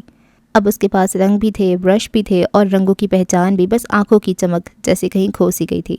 اسی وقت اس کے کمرے کا دروازہ کسی نے ہلکے سے نوک کیا تھا۔ ہارون کم ان کہہ کر پھر سے پینٹنگ میں محو ہو گیا تھا۔ دروازہ کھلا تھا کہ سامنے ایک 16 سالہ لڑکا کھڑا تھا، سیاہ جینز شرٹ میں ملبوس، وہ دروازے کی چوکھٹ میں کھڑا تھا۔ تھوڑی دیر تک کوئی آواز نہ پا کر ہارون نے مڑ کر دیکھا تھا اور چونک گیا تھا۔ حسن تم؟ آؤ بچے اندر آؤ، وہاں کیوں کھڑے ہو؟ ہارون خوش دلی سے کہہ رہا تھا۔ حسن بغیر کچھ کہے اندر آ گیا تھا اور کونے میں رکھے شاہانہ سے کاؤچ پہ بیٹھ گیا تھا۔ ہارون نے اپنے کمرے میں رکھے منی فریج سے 2 سافٹ ڈرنک کے کین نکالے تھے، ایک اس نے اپنے ہاتھ میں لیا اور دوسرا حسن کو تھماتے ہوئے اس کے سامنے دوسرے کاؤچ پہ بیٹھ گیا تھا۔ اتنی رات میں کس کے ساتھ آئے ہو؟ اس نے جیسے بات کرنے کے لیے کوئی موضوع تلاش کیا تھا۔ ڈرائیور کے ساتھ، اس نے ہلکی آواز میں جواب دیا تھا۔ اس وقت اگر کوئی کام تھا تو مجھے بلا لیتے، تم اس وقت مت نکلا کرو حسن، یہ ٹھیک نہیں ہے، وہ تفکر سے کہہ رہا تھا۔ آج میرا رزلٹ تھا، میں نے میٹرک میں بورڈ ٹاپ کی ہے، پہلے نمبر پہ آیا ہوں میں، وہ کین کو اپنے ہاتھ میں گھماتی ہوئی کہہ رہا تھا۔ ہارون خوش ہو گیا تھا۔ کیا واقعی چیمپئن، تم نے پھر سے کر دکھایا یار، I am proud of you. چلو بتاؤ تمہیں کیا گفٹ چاہیے، جو کہو گے وہی ملے گا۔ دل خوش کر دیا تم نے، چیتے، براوو، وہ چہکتے ہوئے کہہ رہا تھا۔ حسن نے نظریں نہیں اٹھائی تھیں۔ اماں، ماموں، آپ، مہر آپی، کسی کو بھی پتہ نہیں تھا نا، کسی کو میرا رزلٹ یاد نہیں تھا۔ میں نے آج پورا دن انتظار کیا، کسی نے مجھے مبارکباد نہیں دی، حالے نے بھی نہیں، اس کو دینی چاہیے تھی، اس کو میرے پاس آنا چاہیے تھا۔ بابا کو کبھی میرا ٹیسٹ تک نہیں بھولتا تھا، وہ مجھے ہر دفعہ کچھ نہ کچھ گفٹ کرتے تھے۔ میرے رزلٹ والے دن وہ شام میں مجھے میری مرضی کی جگہ لے جاتے تھے۔ میرے بابا کے بعد حالے کو یہ سب کرنا چاہیے تھا، وہ میری بڑی بہن ہے۔ میں نے ان بچوں کی سٹوریز بھی دیکھی ہے جو سیکنڈ آئے تھے، وہ سب کہیں نہ کہیں گھومنے گئے ہیں، کہیں ڈنر کرنے گئے ہیں، ان کو گفٹس ملے اور میں فرسٹ آیا ہوں، لیکن پھر بھی کسی نے مجھے پوچھا تک نہیں۔ وہ چہرہ جھکائی کہہ رہا تھا۔ ہارون کو اس کی آواز گلوگیر سی لگی، اسے بے اختیار پچھتاوا ہوا۔ اس نے آگے بڑھ کر حسن کے کندھے پہ ہاتھ رکھا تھا۔ I am sorry Hassan, really I am sorry, میں کفارہ ادا کروں گا، تم جیسے چاہو، اور حالے سے ناراض مت ہو، وہ ٹراما سے گزر رہی ہے، اس کے ساتھ کتنا برا ہوا ہے، اس کو سمجھو یار۔ حسن نے سرخ پڑتی آنکھیں اٹھائی تھی۔ ٹراما میں وہ ہے؟ ہاں، میں نے خود اپنی آنکھوں سے اس کو ریسٹورانٹ جاتے دیکھا ہے، وہ بھی اس عمر کے ساتھ۔ جانتے آپ مجھے کتنی تکلیف ہوئی ہے؟ میں تو اس سے ملنے جا رہا تھا، لیکن اسے اس آدمی کے ساتھ دیکھ کر میں واپس آ گیا۔ اس کو اب ضرورت نہیں ہے میری ہارون بھائی، وہ اپنی زندگی میں مگن ہے۔ وہ غصے سے گھرایا تھا۔ حسن کام ڈاؤن یار، وہ اس آدمی کے ساتھ کسی کام سے ہی گئی ہوگی، تم اس کو تھوڑا سپیس دو اور تم خود کو بھی کچھ وقت دو، تم بالکل نیڈی اور ڈیسپریٹ ہوتے جا رہے ہو، ایسا مت کرو اپنے ساتھ، اپنی بہن کو سمجھو، اس کا غم تمہارے غم سے بڑا ہے۔ آج میں بھی ملا اسے، اس نے مجھ سے بھی یہی کہا کہ اس کا اور میرا کوئی تعلق نہیں، اس کے سامنے نہ آیا کروں، مجھے دیکھ کر اس کو تکلیف ہوتی ہے، تم سے کم از کم کچھ کہا تو نہیں نا۔ اس کو سمجھا رہا تھا۔ حسن سب کچھ بھول کر اس کو دیکھے گیا۔ اس نے آپ سے دوستی ختم کر دی؟ مطلب اب آپ دونوں کبھی ساتھ نہیں ہوں گے؟ وہ آپ کو معاف نہیں کرے گی؟ اور پھر بھی آپ اتنے کول ہیں، آپ کو فرق نہیں پڑ رہا میری بہن نے آپ کے ساتھ ہر تعلق ختم کر دیا اور آپ کو کوئی فرق نہیں پڑتا؟ مطلب آپ نے واقعی میری بہن کو دھوکہ دیا؟ آپ ایسا کیسے کر سکتے ہیں؟ وہ اٹھ کھڑا ہوا تھا اور اب بلند آواز میں کہہ رہا تھا۔ ہارون نہیں اٹھا تھا، وہ اسی طرح بیٹھا تھا۔ اس نے کہا مجھے دیکھ کر اس کو تکلیف ہوتی ہے، اس کا مطلب ہم دونوں کا تعلق برقرار ہے، وہ اب بھی میرے لیے فیل کرتی ہے۔ جس دن اس نے یہ کہا کہ اس کو میرے ہونے نہ ہونے سے فرق نہیں پڑتا، ہمارا تعلق تب ختم ہوگا اور اس کی نوبت میں آنے نہیں دوں گا۔ حسن بے دم سا ہو کر بیٹھ گیا تھا۔ یہ تعلق میرے لیے زندگی ہے حسن، میں نے اس کو اس کے حال پہ چھوڑ دیا ہے، میں نے اس سے زبردستی شادی نہیں کی، صرف اس لیے کیونکہ میں چاہتا تھا وہ مجھ سے نفرت نہ کرے۔ یہ چیز مجھ سے برداشت نہیں ہوتی، لیکن دیکھو وہی ہوا۔ مگر تم دیکھنا میں اسے کبھی نہیں چھوڑوں گا، میں اس پہ گیو اپ نہیں کروں گا، مجھے ہماری دوستی اور حالے ہر چیز سے زیادہ عزیز ہے، میں اس تعلق کو دوبارہ بناؤں گا چاہے جو مرضی کرنا پڑے۔ وہ حسن کو دیکھتے ہوئے کہہ رہا تھا۔ حسن خاموشی سے اٹھ کھڑا ہوا تھا۔ میری بہن کو ہرٹ مت کرنا ہارون بھائی، میں اس دفعہ معاف نہیں کروں گا۔ اس نے انگلی اٹھا کر تنبیہ کی تھی۔ ہارون نے اس کو آنکھیں دکھائی تھیں۔ اور ابھی ذرا دیر پہلے جو غیبت کر رہے تھے اس کا کیا؟ ہاں غیبت نہیں تھی وہ، اس کو عمر کے ساتھ دیکھ کر میرا خون کھول جاتا ہے۔ ایک تو اس نے میری بہن کو اغوا کیا اور پھر اب پتہ نہیں کس بات سے اس کو اتنا دھمکا رکھا ہے کہ وہ اس کے ساتھ رہنے پہ مجبور ہے۔ فراڈ یہ آدمی، وہ سلگ کر بولا تھا۔ وہ دونوں کچھ ڈھونڈ رہے ہیں حسن، اور مجھے لگتا ہے میں ان کی مدد کر سکتا ہوں۔ وہ باہر ڈھونڈ رہے ہیں، جبکہ کھوئی ہوئی چیز کو سب سے پہلے اپنے گھر میں ڈھونڈنا چاہیے۔ وہ سوچتے ہوئے کہہ رہا تھا آپ کیسے مدد کر سکتے ہیں؟ ہارون مسکرایا تھا دل کھول کر۔ کیونکہ میں سلطان منزل جا سکتا ہوں، وہ دونوں نہیں، اور گھر کا بیدی ہی لنکا ڈھاتا ہے، کیا تم نے سنا نہیں؟ حسن نے افسوس سے سر ہلایا تھا۔ ڈائن بھی ساتھ گھر چھوڑ کر وار کرتی ہے، لیکن میں تو پاگل ہوں، اور پاگل سب سے پہلے اپنے گھر والوں پہ ہی وار کرتے ہیں۔ خیر چلو تمہیں گھر چھوڑاؤں۔ اس کی گردن میں بازو ڈالتے آگے بڑھ گیا تھا۔ جس کمرے میں حالے رہ رہی تھی، یہ کمرہ عمر کے کمرے کے مقابلے ذرا چھوٹا تھا۔ دروازے سے اندر آؤ تو سامنے والی دیوار کے ساتھ بیڈ رکھا تھا، ایک طرف بڑا سا صوفہ اور بیڈ کے سامنے والی دیوار کے ساتھ ڈریسنگ ٹیبل رکھا تھا۔ الماری میں اب بھی کچھ کپڑوں کا اضافہ ہوا تھا جو کہ حالے نے شانوں کو پیسے دے کر صبح منگوائے تھے۔ کچھ کپڑے مہر نے بھیجے تھے۔ اب بس شکر یہ تھا کہ اسے کسی اور کے کپڑے نہ پہننے پڑتے۔ وہ اپنے بیڈ پہ لیٹی کچھ سوچ رہی تھی جب عمر بغیر دستک دیے اندر داخل ہوا تھا۔ اس کے ہاتھ میں لیپ ٹاپ تھا۔ حالے سیدھی ہو کر بیٹھی تھی۔ عمر کو دیکھ کر ایک بار پھر اشتعال عود کرایا تھا۔ تمہیں کسی نے تمیز نہیں سکھائی کیا؟ کسی کے کمرے میں آنے سے پہلے نوک نہیں کرنا چاہیے؟ کیا خیال ہے تمہارا؟ وہ چبا چبا کر کہہ رہی تھی۔ اصل میں میری نوکری کی وجہ سے ہر جگہ بغیر اجازت جانے کا عادی ہو گیا ہوں، کبھی ریڈ تو کبھی چھاپا، کبھی کسی کو اٹھا کر لانا ہے تو کبھی کسی کے اڈے پہ پولیس لے کر جانی ہے۔ اب اجازت لیتی ہوئی ہچکچاہٹ محسوس ہوتی ہے، وہ عام سے لہجے میں کہہ رہا تھا، جبکہ حالے سلگ ہی تو گئی تھی۔ تم مجھے اپنی قابلیت اور مقبولیت کے قصے سنانے آئے ہو یا پھر میری وجہ سے اپنی جاب کے جانے کا حساب لینے آئے ہو؟ میری جاب آپ کی وجہ سے نہیں گئی، وہ اس لیے گئی کیونکہ میں یہ چاہتا تھا۔ آپ تو خاموشی سے گزر رہی تھی، ان رپورٹرز کے سامنے بولنے کا مشورہ میں نے دیا تھا۔ اب آپ پوچھیں گی میں نے ایسا کیوں کیا، تو بتا دوں کہ میری جاب بہت ٹف ہوتی ہے، میں یا تو جاب کر سکتا ہوں یا پھر لیپ ٹاپ کو فضا میں بلند کیا تھا کام۔ تم نے مجھے استعمال کیا؟ تمہیں شرم نہیں آئی؟ تم نے ایک لڑکی کو استعمال کیا؟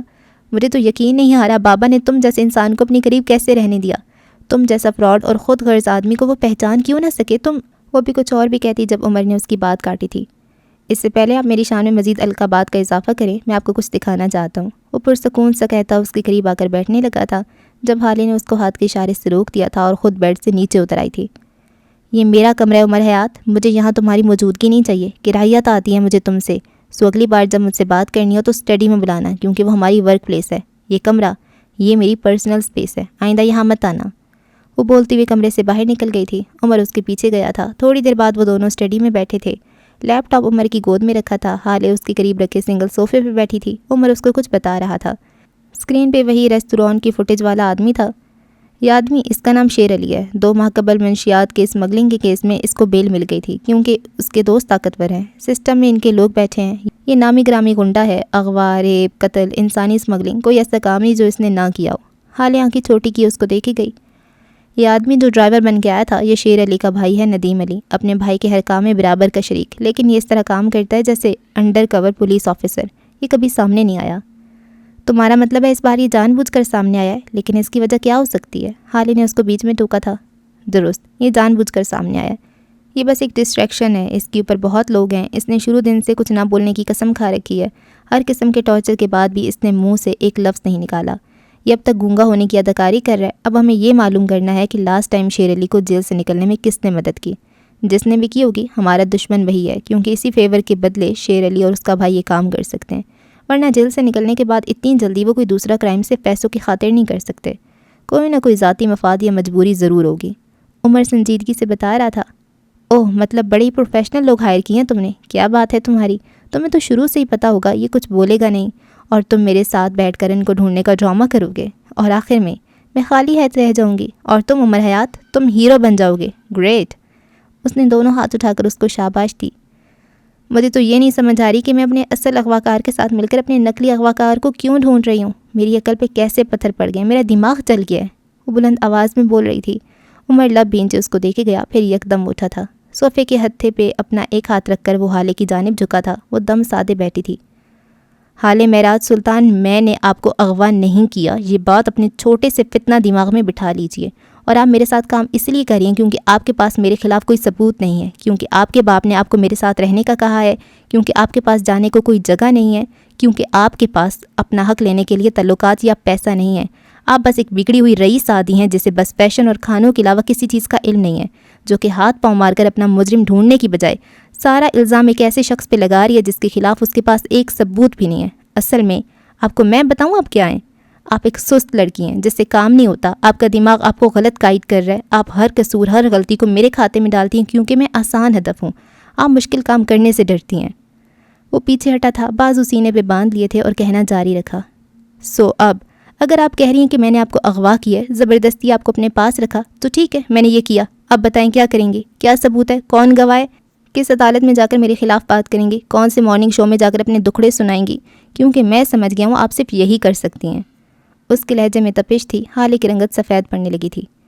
آپ کے غم نے آپ کے دماغ کو بند کر دیا ہے، حالے اس کو کھولیں، اس سے کام لیں، منہ سے بولنے سے کچھ نہیں ہوگا، ثبوت لا کر میرے منہ پہ ماریں۔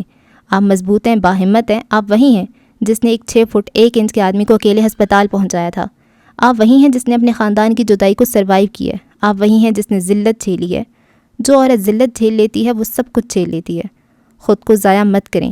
اب کی بار اس کا لہجہ نرم ہو گیا تھا۔ حالے بغیر کچھ بولے شاکی آنکھوں سے اس کو دیکھے گئی۔ عمر چند قدم آگے آیا تھا، لیپ ٹاپ اٹھایا تھا اور حالے کی گود میں رکھا تھا۔ اس میں شیر علی کے سارے کیسز کی ساری ڈیٹیلز ہیں، پڑھیں، اور کس کیس سے کس نے اس کو نکالا ہے اس کی ڈیٹیل یہ۔ اپنا فون ہاتھ میں اٹھا کے اس کے ہاتھ میں تھمایا تھا۔ میرے کانٹیکٹ لسٹ میں 10واں نمبر لیل کا ہے اور 20واں ایک دوسرے انویسٹیگیٹر کا۔ جس کسی نے بھی شیر علی کو اس کے کیسز سے نکالا ہے، ساری ڈیٹیلز آپ کو مل جائیں گی۔ آج رات ہی میں جا رہا ہوں، صبح آؤں گا۔ اگر آپ نے کام کر لیا تو ہم ٹیم رہیں گے، اور اگر نہیں کر سکیں یا نہیں کرنا چاہتی تو جیسا آپ چاہیں گی میں کروں گا۔ بس ایک بات یاد رکھیں، ساری دنیا آپ کی دشمن ہو سکتی ہے لیکن عمر حیات نہیں۔ وہ نرمی سے کہتا چلا گیا تھا۔ حالے وہیں بیٹھی رہ گئی، ساکت، شل۔ حسن سلطان جب اپنے کمرے میں آیا تو اس کے بیڈ پہ پھولوں کا ایک بکے رکھا تھا، ایک بڑا سا گفٹ کا ڈبہ بھی ساتھ رکھا تھا۔ حسن متحیر سا چوکھٹ پہ کھڑا رہ گیا اور پھر اگلے لمحے وہ لپک کر اپنے بیڈ کے پاس آ گیا۔ اس نے بکے اٹھا کر دیکھا، اس میں ایک ننھا سا کارڈ لگا تھا، اس پہ بھیجنے والے کا نام لکھا تھا، معراج سلطان۔ حسن جہاں تھا وہیں تھم گیا، اس کی سانس تک رک گئی تھی۔ وہ پھٹی پھٹی آنکھوں سے کارڈ کو دیکھے گیا اور پھر بے دھم سا ہو کر بیڈ پہ گرا تھا۔ اس کا دل زور زور سے دھڑک رہا تھا، آنکھوں میں نمکین پانی بھرنے لگا تھا۔ اس نے کارڈ کو ایک بار پھر اٹھایا تھا اور اس پہ لکھا نام ایک دفعہ پھر پڑھا تھا، 1 دفعہ، 2 دفعہ، 3 دفعہ، اور پھر وہ پڑھتا ہی گیا، پہلے زیر لب، پھر سرگوشی کی صورت، اور پھر بلند آواز میں وہ زور زور سے پڑھتا گیا۔ وہ شاید خود کو یقین دلانا چاہتا تھا۔ کارڈ کے کونے میں اس ایک شاپ کا نمبر لکھا تھا جہاں سے پھول لیے گئے تھے۔ اس نے جیبیں ٹٹول کر اپنا موبائل باہر نکالا اور کارڈ کو دیکھتے کانپتے ہاتھوں سے نمبر ڈائل کیا تھا۔ کال کے پک ہوتے ہی کسی کی پروفیشنل سی آواز اس کے کانوں سے ٹکرائی تھی۔ اپنی شاپ اور بات کرنے والے کا تعارف کروایا گیا تھا۔ حسن کے معنوں سماعتوں پہ پردے پڑ گئے تھے۔ میں حسن سلطان بات کر رہا ہوں، سلطان منزل سے۔ مجھے آج آپ لوگوں کی طرف سے ایک بوکے ملا ہے جس پہ معراج سلطان لکھا ہے۔ کیا آپ بتا سکتی ہیں یہ پھول بھیجنے کے لیے آپ سے کس نے کہا تھا؟ حسن نے رک کر شستہ انگلش میں سوال کیا تھا۔ آواز سفر کرتی فون کے اس پار گئی تھی۔ فون کان سے لگائی بیٹھی لڑکی کے کانوں میں سرگوشی سی کر کے کہیں معدوم ہو گئی تھی۔ جی سر، وہ پھول آپ کو ہماری ہی شاپ سے بھیجے گئے ہیں۔ اصل میں 1 مہینہ پہلے معراج سلطان صاحب خود آئے تھے اور آج کی ڈیٹ پہ ایک ایڈریس پہ پھول بھیجنے کا کہا تھا۔ انہوں نے پیمنٹ کر دی تھی۔ ہم شرمندہ ہیں سر، ہمیں ذرا دیر ہو گئی۔ حسن کے ہاتھ سے موبائل چھوٹ کے نیچے گرا تھا، آنکھوں سے 2 موٹے موٹے آنسو گرے تھے۔ سر آپ سن رہے ہیں؟ ہیلو سر، ہم معذرت خواہ ہیں سر۔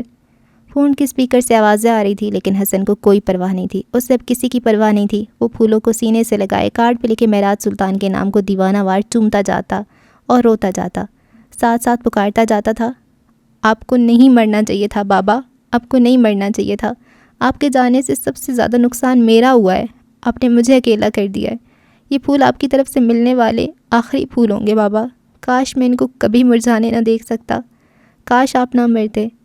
اس کی آواز بلند ہوتی جا رہی تھی اور آنکھیں سرخ۔ یکدم اس نے اپنے آنسو صاف کیے تھے، نیچے گرا موبائل اٹھایا تھا، اب اس کی انگلیاں حال سلطان کا نمبر ڈائل کر رہی تھیں۔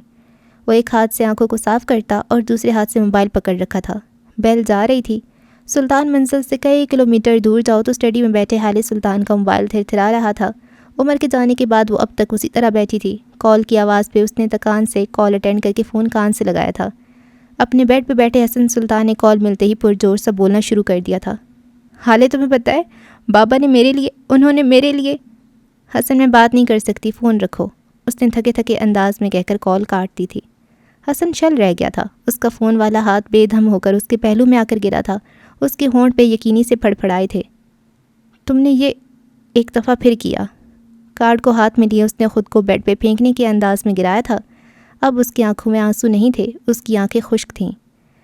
بیڈ پہ پڑا نیلے کور میں لپٹا گفٹ کا ڈبہ اپنی ناقدری پہ ناراض سا لگتا تھا۔ اس کے سر پہ لگا اس کے بھیجنے والے کا نام تک نہیں پڑھا گیا، ناٹ فیئر۔ ڈبے کے اوپر بھلا کون سا نام لکھا تھا؟ ڈبے پہ چپکے کارڈ پہ فارسی میں ایک سطر لکھی تھی، موافقیت شمارہ تبریک می گوئم، عمر حیات، تمہاری کامیابی پہ سب سے زیادہ خوش، عمر حیات۔ اب سلطان منزل سے نکل کر دبے پاؤں عمر کی اسٹڈی میں جاتے ہیں جہاں حال سلطان بے دھم سی بیٹھی تھی۔ حسن کی کال کاٹ کر اس نے موبائل دور پھینکا تھا، اب کچھ سوچ رہی تھی۔ عمر کے لیپ ٹاپ پہ نظر پڑتے ہی خون کھول سا گیا تھا، یکدم وہ صوفے سے اٹھی تھی۔ یہ سمجھتا کیا ہے مجھے؟ کیا اس کے بغیر میں کچھ کر نہیں سکتی؟ اس کو میں بتاؤں گی یہ بگڑی ہوئی ایلیٹ کلاس کی لڑکی کیا کیا کر سکتی ہے۔ پیروں میں سلیپر اڑستے اس نے انتقام اٹھا کر شانوں کو بلا لیا تھا۔ تب تک وہ نیچے نرم قالین پہ بیٹھی اپنا سیٹ اپ بنا چکی تھی۔ بیٹھتے ہوئے اس کے سینے تک آتی چھوٹی ٹیبل پہ رکھا اس کا لیپ ٹاپ جو کہ بخش آج ہی لایا تھا، پاس پڑی چھوٹی سی ڈائری، ہاتھ میں پکڑا موبائل اور سامنے کھڑی نیند سے بھری آنکھیں لیے شانوں۔ باجی جی اس وقت کیا کر رہے ہو؟ اس کی آواز میں اب بھی نیند کا خمار تھا۔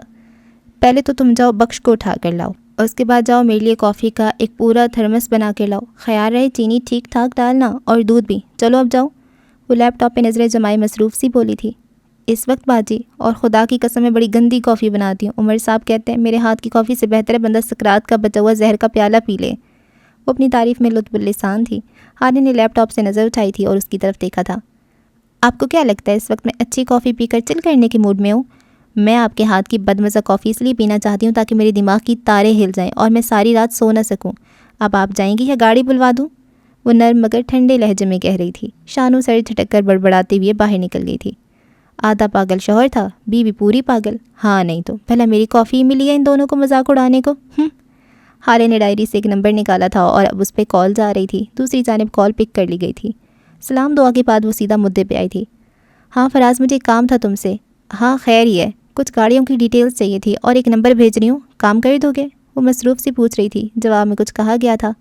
ہاں اوکے میں تمہیں واٹس ایپ پہ بھیج رہی ہوں ڈیٹیلز۔ نہیں بس یہی بہت ہے، تھینک یو۔ اس نے کال کاٹ دی تھی اور فوٹیج میں نظر آنے والی گاڑیوں کے نمبر پلیٹس کی تصاویر فراز کو سینڈ کر دی تھیں۔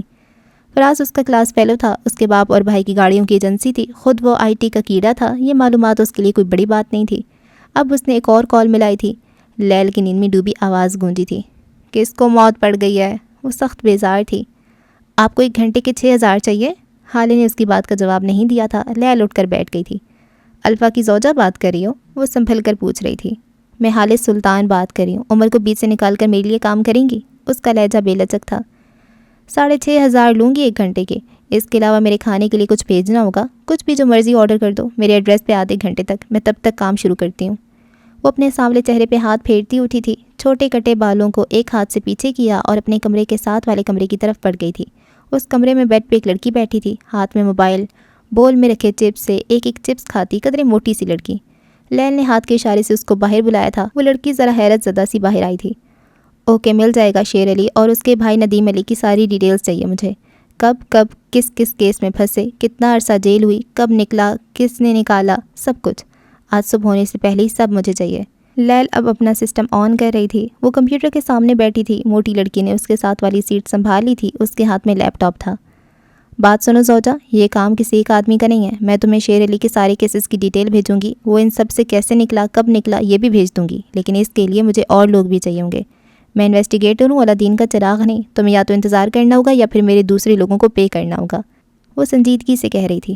اوکے، میں پے کر دوں گی۔ آپ بس اس عمل کو یقینی بنائیں کہ مجھے صبح ہونے سے پہلے ساری ڈیٹیلز مل جائیں گی۔ لیل نے سمجھنے والے انداز میں سر ہلایا تھا۔ ایک اور بات، میں پیسوں کے لیے صبح تک انتظار کر لوں گی، لیکن باقی لوگ بغیر پیسوں کے کمپیوٹر کے سامنے بیٹھیں گے بھی نہیں۔ میں تمہیں اکاؤنٹس کی ڈیٹیلز بھیجتی ہوں، ان کو پیسے ٹرانسفر کر دو۔ جتنا جلدی کرو گی کام اتنا ہی جلدی ہوگا۔ اب کے حالے کے چہرے پہ سایہ سا لہرایا تھا، لیکن وہ نارمل رہی۔ اس نے اوکے کہہ کر کال کاٹ دی تھی۔ اس کے پاس پیسے نہیں تھے، اس کے پاس کوئی رقم نہیں تھی۔ کیا کرے، کہاں جائے؟ حالے نے کال کاٹ دی تھی، سر ہاتھوں میں گرا لیا تھا۔ آج تک کبھی ایسا نہیں ہوا تھا، کبھی اس کو پیسوں کے لیے پریشان نہیں ہونا پڑا تھا۔ اگر کبھی معراج سلطان اس کی پاکٹ منی بند کر دیتے تھے تو اس کے پاس ہارون شاہد موجود ہوتا تھا۔ وہ دونوں ایک دوسرے کے پیسوں سے کھانا کھاتے تھے، گھومتے تھے، شاپنگ کرتے تھے۔ کبھی محسوس ہی نہیں ہوا تھا، کبھی سوچا ہی نہیں تھا کہ ایک دن ہارون شاہد اس کے پاس نہیں ہوگا۔ دوسرا مسئلہ یہی تھا کہ اس کے پاس اب ہارون شاہد نہیں تھا۔ دوستوں کا موجود ہونا جتنی بڑی نعمت تھی، ان کا بچھڑنا اتنا ہی بڑا عذاب تھا۔ حالے نے سر جھٹک کر سارے خیالوں کو جھٹکا تھا۔ جب تمام منفی خیال جھٹک دیے تو دماغ کو ذرا تقویت ملی، اور جب دماغ پرسکون ہوا تو اس نے حالے کے کان میں چپکے سے آ کر ایک حل پہنچایا۔ حالے کے ہونٹوں پہ زخمی سی مسکراہٹ آئی تھی۔ اس نے ایک بار پھر اپنا موبائل اٹھایا تھا اور ایک نمبر پہ کال کی تھی۔ اپنے کمرے میں ڈریسنگ ٹیبل کے سامنے بیٹھی مدت کا موبائل بجنے لگا تھا۔ اس نے نمبر دیکھا تھا، غیر شناسا تھا۔ کچھ سوچ کے اس نے کال اٹھا ہی لی۔ میں حالے بات کر رہی ہوں مدت۔ اسپیکر سے حالے کی آواز آئی تھی۔ تم کیسی ہو حالے؟ تم ٹھیک ہو نا؟ میں 2 بار تمہارے گھر گئی ہوں، تم نہیں تھی، اور تمہارا نمبر بھی نہیں دیا کسی نے۔ میں تمہارے لیے پریشان تھی۔ مدت جلدی جلدی بولی، مبادا کہیں کال کٹ ہی نہ جائے۔ حالے نے گہری سانس بھری تھی۔ یہ سب چھوڑو، تم یہ بتاؤ، میرا وہ ڈائمنڈ سیٹ چاہیے تمہیں، میری برتھ ڈے والا؟ مدت تھم سی گئی تھی۔ وہ سیٹ کیسے دے سکتی ہو تم؟ قیمتی ہے بہت زیادہ، اور تمہارا فیوریٹ بھی۔ تم شیور ہو؟ میں شیور ہوں۔ تمہیں بس 1-2 اکاؤنٹس میں کچھ رقم بھیجنی ہوگی، آج رات ہی کسی بھی طرح۔ تم کر لو گی نا؟ ہاں میں کر لوں گی، لیکن اس کے لیے تمہیں سیٹ دینے کی کوئی ضرورت نہیں۔ تم دوست ہو میری، جتنی چاہو میں اتنی رقم دے سکتی ہوں تمہیں۔ یار فارمیلٹی کی کوئی ضرورت نہیں ہے، میں وہ سیٹ نہیں لے سکتی۔ دوستی میں سودے بازی نہیں کر سکتی میں۔ تم 1000 بار میرے کام آئی ہو، کیا میں اب تمہارے کام آنے کا معاوضہ لوں؟ وہ سخت غیر آرام دہ تھی۔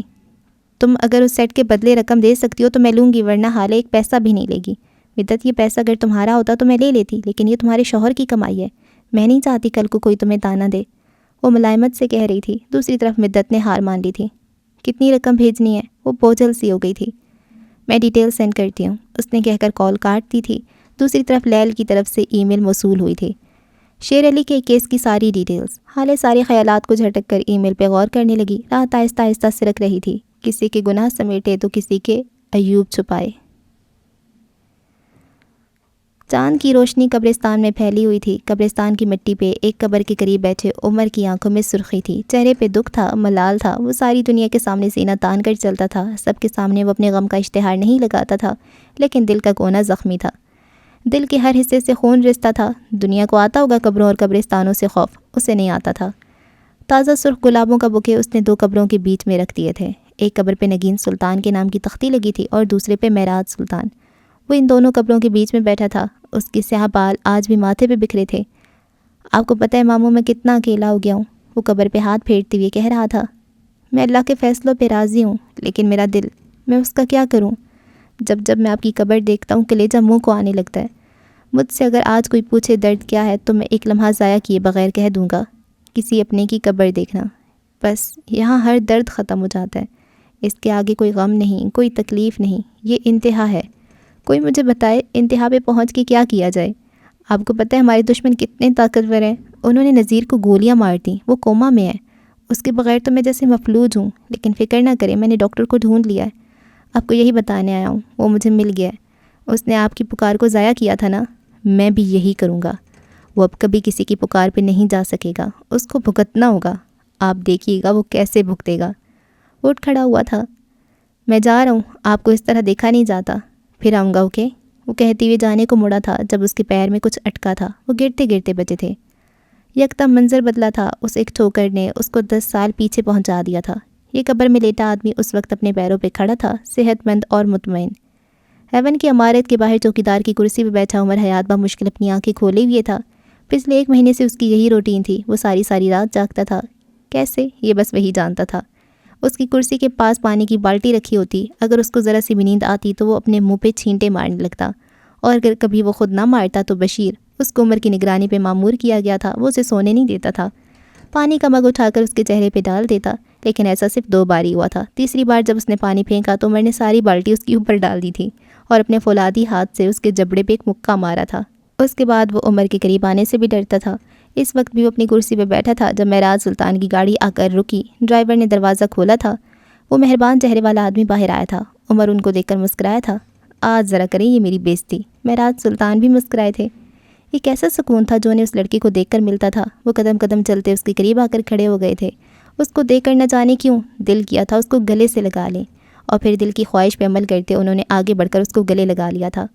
عمر ہونکوں کی طرح کھڑا رہ گیا، اس کے دونوں ہاتھ اب بھی پہلو میں گرے تھے۔ ایک سکون سا تھا جو معراج سلطان کی رگوں پہ میں دوڑ گیا تھا۔ اس لڑکے سے کسی عزیز کی خوشبو آتی تھی، لیکن کس کی؟ یکدم انہیں اپنی بے اختیاری کا اندازہ ہوا تھا۔ وہ پیچھے ہٹے تھے۔ عمر خاموشی سے ان کو دیکھے گیا۔ کیا میری ڈیوٹی اتنی پسند آ گیا جو گلے لگا رہے ہیں؟ اس کا انداز جلا کٹا سا تھا۔ معراج دھیمے سے مسکرائے تھے اور اس کی آنکھوں کو دیکھا۔ وہ سرخ تھیں، بے انتہا سرخ۔ اس کی آنکھوں کے نیچے ہلکے بھی تھے۔ ان کو کسی نے بتایا تھا کہ وہ دن میں زیادہ سوتا نہیں ہے۔ کیا تم نے اپنی نیند کو مات دے دی؟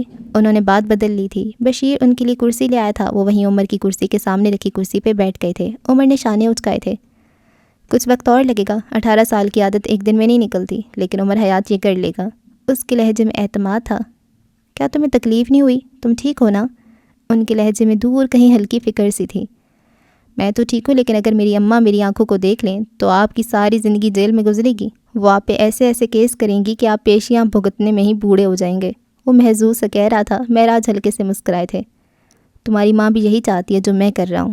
اس نے مجھے میسج کیا تھا، اس نے کہا تھا میں عمر کو خدا کے بعد آپ کے حوالے کر رہی ہوں، اور میں اچھے سے جانتا ہوں نفیسہ حیات کا مطلب کیا تھا۔ یقیناً وہ یہ نہیں کہنا چاہتی تھیں کہ میں تمہیں کمفرٹ کا عادی بناؤں، تمہیں صبح 9 بجے تک پڑے سونے دوں، تمہاری ہاتھا پائی کو تمہاری ضرورت سمجھ کر بڑھاوا دوں، اپنے آرفنیج میں ایک شاہانہ سا کمرہ تمہیں آرام کرنے کے لیے دے دوں، دن رات ملازم تمہاری خدمت کریں۔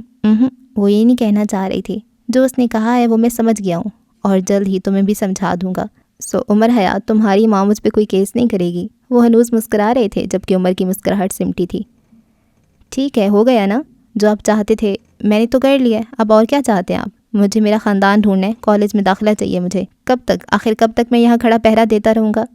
معراج نے ناپسندیدگی سے اس کو دیکھا تھا۔ تمہیں غصہ بہت آتا ہے، وہ افسوس سے کہہ رہے تھے۔ تم جاگ تو لیتے ہو، لیکن پھر بھی تم اگلے 2 مہینے اور یہی کام کرو گے۔ عادتوں کو پختہ ہونے میں وقت لگتا ہے، لیکن تمہارے غصے پہ بھی کام کرنا ہوگا۔ کیا کیا جائے؟ وہ سوچتی ہوئی کہہ رہے تھے۔ عمر چپتی نظروں سے ان کو دیکھے گیا۔ آپ ایک کام کیوں نہیں کرتے؟ یہاں جو چھوٹے چھوٹے بچے ہیں ان کا کیئر ٹیکر بنا دے مجھے۔ سارا دن ان کے آگے پیچھے پھروں گا، ان کو نہلاؤں گا، دھلاؤں گا، کھانا کھلاؤں گا، بالکل ان کی ماں کی طرح، اور اگر ضرورت پڑی تو پھر ان کو اپنے ساتھ یہاں اسے کرسی پہ سلا بھی لوں گا۔ اس سے بہتر کام بھلا اور کیا ہوگا آپ کی نظر میں؟ صاف ظاہر تھا وہ طنز کرے، لیکن معراج کے چہرے پہ خوشگوار سے تاثرات ابھرے تھے۔ گریٹ، تم نے کیا حل نکالا ہے؟ بھلا بچوں سے زیادہ غصہ کون دلاتا ہوگا؟ تم آج سے دن میں 2 گھنٹے کے لیے یہی کام کرو گے۔ بشیر تمہیں اندر آیا سے ملوا دے گا۔ کسی بھی بچے پہ ذرا سا بھی غصہ مت کرنا عمر، نہ ڈانٹنا نہ جھڑکنا، اور ان کی ہر بات کا جواب دینا ہوگا تمہیں، چاہے سوال کتنا ہی بے تکا کیوں نہ ہو۔ اور دوسرا، تم یہ 7 والی ہسپتال میں 1 گھنٹے کے لیے ویٹر کا کام کرو گے۔ بھلا ویٹر سے زیادہ لوگوں کے حکم کون سنتا ہے؟ جب ہسپتال میں موجود بیمار اور معذور لوگوں کے پریشان اور جھنجھلائی ہوئے رشتہ دار تمہیں چھڑکیں گے یا تم پہ غصہ کریں گے، تب تمہیں خود کو کنٹرول کرنا ہوگا، اور رات میں آخری پہر کی ڈیوٹی تمہاری ہوگی۔ باقی وقت سو جایا کرنا، اوکے؟ مہینہ بعد آؤں گا اور پھر دیکھوں گا کہ آگے کیا کرنا ہے۔ انہوں نے سارا پلان ترتیب دے دیا تھا۔ عمر ہنسا تھا، دل کھول کر گردن پیچھے پھینک کر وہ ہنستا گیا۔ گال کا گڑھا بھی واضح ہوا تھا۔ ہنستے ہنستے اس کی آنکھوں میں پانی بھر گیا تھا۔ اس نے ایک ہاتھ سے اپنی آنکھیں صاف کی تھیں اور معراج کی جانب دیکھا تھا۔ آپ بہت فنی ہیں، قسم سے بہت زیادہ۔ عمر حیات اب بچے سنبھالے گا۔ شاید میری اماں نے آپ کو بتایا نہیں ہے، عمر حیات کو صرف ایک چیز سے نفرت ہے، بچوں سے۔ مجھے بچے نہیں پسند۔ آپ کو لگتا ہے عمر اب بچے پالے گا، لوگوں کے حکم سنے گا، ان کی باتیں سنے گا؟ اوہ میرے خدا، کیسی باتیں کر رہے ہیں آپ؟ میری اماں نے مجھے کبھی بیڈ سے نیچے قدم نہیں رکھنے دیا، اور یہاں میں یہ سب کچھ کروں گا؟ ہرگز نہیں۔ وہ ان کی آنکھوں میں دیکھ کر کہتی ہوئی آگے بڑھنے لگا تھا۔ جب اس کے پیر کے نیچے کوئی پتھر آیا تھا۔ وہ گرنے ہی لگا تھا جب معراج نے برق رفتاری سے اٹھ کر اس کو تھام لیا تھا۔ مجھے لگا تھا نفیسہ نے بیٹے کو اپنے جیسا بنایا ہوگا۔ ناقابل تسخیر، لیکن عمر تمہیں نفیسہ جیسا بننے میں صدیاں لگ جائیں گی۔ جس کام کو تم حقیر سمجھتے ہو، آج سے کئی سال پہلے جب تمہاری ماں اور میں امریکہ میں پڑھتے تھے، تب اس دیار غیر میں تمہاری ماں نے ویٹر کا کام کیا ہے۔ وہ اسکالرشپ پہ گئی تھی، اسے صرف رہائش اور داخلہ ملا تھا۔ کھانا کھانے اور کتابیں لینے کو اسے کمانا پڑتا تھا، اور وہ کماتی تھی ماتھے پہ شکن لائے بغیر، اپنے مسائل کا اشتہار لگائے بغیر، کیونکہ وہ نفیسہ حیات تھی۔ ہر کوئی نفیسہ حیات نہیں ہوتا۔ تم تو بالکل نہیں۔ رہنے دو یہ سب کام۔ میں اپنی دوست کی خاطر تمہیں تمہارا خاندان ڈھونڈنے میں مدد کر دوں گا۔ آج 12 بجے کوٹ آ جانا، لنچ بریک میں بات ہوگی۔ وہ اس کا کندھا تھپکتے آگے بڑھ گئے تھے جب عمر نے پیچھے سے پکارا تھا، میں آج سے کام کروں گا۔ ہسپتال میں کس سے ملنا ہوگا؟ میرا کام کون سمجھائے گا؟ وہ ان کی پشت کو دیکھتے ہوئے پوچھ رہا تھا۔ معراج کے ہونٹوں پہ دبی دبی مسکراہٹ آئی تھی جسے وہ چھپا گئے تھے۔ وہ مڑے تھے وہیں سے۔ تم بس کینٹین چلے جانا، باقی سب تمہیں سمجھا دیا جائے گا، فکر نہ کرو، وہ وہیں سے کہہ رہے تھے۔ میں عمر حیات ہوں، میں اپنی ماں کا بیٹا ہوں، میں وہ سب کچھ کر سکتا ہوں جو میری ماں نے کیا ہے، ماتھے پہ شکن لائے بغیر، اپنے مسائل کا اشتہار لگائے بغیر۔ آپ دیکھ لیجئے گا۔ ان سے دور کھڑا تھا، تبھی اس کو ذرا بلند آواز میں کہنا پڑ رہا تھا۔ معراج ہاتھ ہلاتے آگے بڑھ گئے تھے، پیچھے عمر سوچ میں گھرا کھڑا رہ گیا تھا۔ وہ بچے سنبھالے گا، وہ لوگوں کے لیے کھانا لائے گا۔ کیا عمر حیات کو یہ دن بھی دیکھنا تھا؟ ماضی کو فراموش کر کے وہ حال میں آیا تھا۔ آج عمر کے پاس اس ٹھوکر سے بچانے والا کوئی نہیں تھا۔ آج حسن کے پاس اس کو شاباش دینے والا، اس کو سپورٹ کرنے والا نہیں تھا۔ آج حالے کے پاس اس کے مسائل حل کرنے والا نہیں تھا۔ وہ ایک شخص مر کر کئی لوگوں کو مار گیا تھا۔ سفید پینٹ والا بنگلہ اپنی پوری شان سے کھڑا تھا۔ عمر حیات جینز کی جیبوں میں ہاتھ ڈالے چپتی نظروں سے اس شاندار عمارت کو دیکھے گیا۔ اس کی سماعتوں میں ایک ہی فکرہ گونج رہا تھا، ایک نحیف سی آواز، ڈاکٹر کو بلاؤ۔ چند لمحے مزید اسی طرح کھڑے رہنے کے بعد وہ دروازے کی طرف بڑھ گیا تھا۔ پی کیپ کو ترچھا کر کے چہرے کی جانب جھکا دیا تھا، ایسے کہ اب اس کا چہرہ صاف نظر نہیں آتا تھا۔ مسلح گارڈ نے اس کے لیے دروازہ کھول دیا تھا۔ عمر نے تشکر بھری نظروں سے اس کو دیکھا تھا۔ جواب میں اس نے سینے پہ ہاتھ رکھ کے جیسے کوئی حق ادا کیا تھا۔ عمر دروازے سے اندر داخل ہو گیا تھا، جینز کی جیبوں میں ہاتھ ڈالے سارے میں دائرانہ نظر ڈالتا وہ آگے بڑھتا گیا۔ سیڑھیوں سے اوپر جاؤ تو 2 کمرے آتے تھے۔ وہ دائیں کمرے کی جانب بڑھ گیا تھا۔ دروازہ کھول کر وہ اندر داخل ہوا تو وہاں کوئی 8-9 سالہ بچہ بیڈ پہ سو رہا تھا۔ عمر اس کے قریب بیڈ پہ بیٹھا تھا اور ہاتھ بڑھا کر اس بچے کو اٹھانے کی کوشش کی تھی۔ بچے کی نیند شاید کچی تھی۔ وہ کسمساتے ہوئے اٹھ بیٹھا تھا اور اپنی گول گول معصوم آنکھوں سے عمر کو دیکھے گیا۔ عمر مسکرایا تھا، کیا تم میرے ساتھ ایک گیم کھیلنا چاہو گے؟ بچے کی نیند بھری آنکھیں چمک اٹھی تھیں۔ اس نے اس بات میں سر ہلایا تھا۔ تقریباً آدھا گھنٹہ بعد عمر اس کمرے سے نکل کر ساتھ والے کمرے میں داخل ہوا تھا۔ دروازہ نیم وا تھا۔ عمر نے اس کو کھولا تو کھلتا چلا گیا۔ بیڈ پہ سامنے ایک 40 سالہ آدمی کروٹ کے بل سو رہا تھا۔ سائڈ ٹیبل پہ پانی کا جگ رکھا تھا۔ عمر قدم قدم چلتا اس کے قریب آیا تھا۔ اس نے آگے بڑھ کر وہ جگ اٹھایا تھا اور سارے کا سارا پانی اس آدمی پہ پھینک دیا تھا۔ وہ آدمی ہڑبڑا کر اٹھ بیٹھا تھا۔ کون ہے؟ وہ بکھلاتے ہوئے یہاں وہاں دیکھ رہے تھے، لیکن اپنے سامنے عمر حیات کو کھڑے دیکھ کر ان کا سانس سینے میں اٹک گیا تھا۔ وہ بے اختیار پیچھے ہٹے تھے، ان کی کمر بیڈ سے جا لگی تھی۔ کیا مجھے پہچانا نہیں؟ ڈاکٹر عبدالحفیظ صاحب، میں وہی عمر ہوں جس کا خاندان تم نے چند ٹکوں کے لیے بیچ دیا۔ اب تمہاری باری بھی تو آنی ہی تھی نا؟ وہ ان کی خوف زدہ آنکھوں میں دیکھتا پوچھ رہا تھا۔ تم یہاں کیا کر رہے ہو؟ تم آئی کیسے؟ میری فیملی کہاں ہے؟ تم نے کیا کیا ان کے ساتھ؟ کیا تم نے کچھ کیا ہے؟ اندر کیسے آئے تم؟ وہ دبی دبی آواز میں غرا رہے تھے۔ عمر سکون سے ان کو دیکھے گیا، پھر ڈریسنگ ٹیبل کی کرسی گھسیٹ کر بیڈ کے بالکل سامنے رکھی اور ٹانگ پہ ٹانگ چڑھائے ان کے بالکل سامنے بیٹھ گیا، اور جب بولا تو اس کی آواز میں ایک کاٹ سی تھی۔ میں تمہاری بکواس سننے نہیں آیا ہوں، مجھے کچھ جوابات چاہیے، جلدی جلدی بتاؤ تاکہ میں جا سکوں، ورنہ ساتھ والے کمرے میں سوتا ہوا تمہارا بیٹا ہمیشہ کے لیے سو جائے گا۔ عمر، تمہیں ضرور کچھ غلط فہمی ہوئی ہوگی۔ دیکھو میں بے قصور ہوں، میں نے کچھ نہیں کیا، خدا کے لیے یہاں سے چلے جاؤ، میری واحد فیملی میرا بیٹا ہے، تم پلیز یہاں سے چلے جاؤ، وہ لجاجت سے کہہ رہا تھا۔ عمر نے بیزاری سے ان کو دیکھا تھا۔ ایک فرض شناس ڈاکٹر کا کیا کام ہوتا ہے حفیظ صاحب؟ وہ خاموش رہے۔ میں بتاتا ہوں، عمر نے بولنا شروع کیا تھا۔ ایک فرض شناس ڈاکٹر وہ ہوتا ہے جس کے لیے مریض کی جان اپنی جان سے زیادہ قیمتی ہو، جو اپنے مریض کو بچانے کے لیے ہر حد تک جائے بغیر کسی کی پرواہ کیے، جس سے اگر اپنے مریض کے لیے کسی سے بھی ذرا سا بھی خطرے کی بو محسوس ہو تو وہ اپنے مریض کے ساتھ سائے کی طرح رہے، ایک ماں کی طرح اس کا خیال رکھے۔ خدا کے بعد لوگ ڈاکٹر پہ یقین رکھتے ہیں کہ چاہے وہ کسائیوں کی طرح اپنے آپریشن ٹیبل پہ لیٹے ہمارے عزیز کو کاٹ دے، لیکن وہ اندر موجود ان کے عزیز کو زندگی دے گا، کیونکہ خدا نے اسے وسیلہ بنایا ہوتا ہے۔ تم میرے لیے خدا کا وسیلہ تھے، تم نے میرے عزیز کو، میری فیملی کو کیسے مرنے دے دیا؟ وہ افسوس سے پوچھ رہا تھا۔ عبدالحفیظ کی آنکھوں میں غصہ در آیا تھا۔ وہ ایک جھٹکے سے اپنی جگہ سے اٹھے تھے اور عمر کے سامنے آ کر کھڑے ہو گئے۔ بکواس بند کرو تم اپنی، دفعہ ہو جاؤ یہاں سے ابھی کے ابھی۔ ہاں جانے دیا میں نے، شمس سلطان کو جانے دیا، سفیر سلطان کو جانے دیا۔ اب کیا کرو گے تم؟ کیا ثبوت ہے تمہارے پاس؟ مار دو گے مجھے؟ آؤ مارو، آؤ نا مارو مجھے۔ ارے مر گیا وہ بوڑھا ناگ، اب کیا کروں؟ پھانسی چڑھ جاؤں؟ اتنے دنوں سے خوف میں ہوں، میں گھر سے نکلتا نہیں ہوں صرف اس لیے کہ کہیں تم مجھے مار نہ دو، لیکن آج مارو مجھے، آؤ عمر حیات مارو مجھے، ہمت ہے مار دو، ہے غیرت؟ ان کی منہ سے جھاگ نکل رہا تھا، آنکھوں سے شعلے لپک رہے تھے۔ عمر اسی طرح ٹانگ پہ ٹانگ رکھے ان کو دیکھے گیا۔ اس نے کوئی جواب نہیں دیا تھا، بس اپنا موبائل نکالا تھا اور ایک ویڈیو ان کی آنکھوں کے سامنے کی تھی۔ اس ویڈیو میں وہی 8 سالہ بچہ تھا جس کو کرسی سے باندھ رکھا تھا اور جو بری طرح رو رہا تھا۔ اس کے سر سے خون بہہ رہا تھا، آنکھ کے قریب زخم کا نشان تھا، کپڑے پھٹے ہوئے تھے۔ دروازے پہ کھڑا رہنے والا گارڈ اس بچے پہ بندوق تانے کھڑا تھا۔ وہ روتے ہوئے بس ایک ہی بات بول رہا تھا، please call the doctor, I am in pain, please call the doctor, I am in pain. اب کہ عبدالحفیظ کے چہرے کا رنگ متغیر ہوا تھا، ان کا چہرہ لٹھے کی مانند سفید ہو گیا تھا۔ وہ بے دھم سے ہو کر بیڈ پہ گرے تھے۔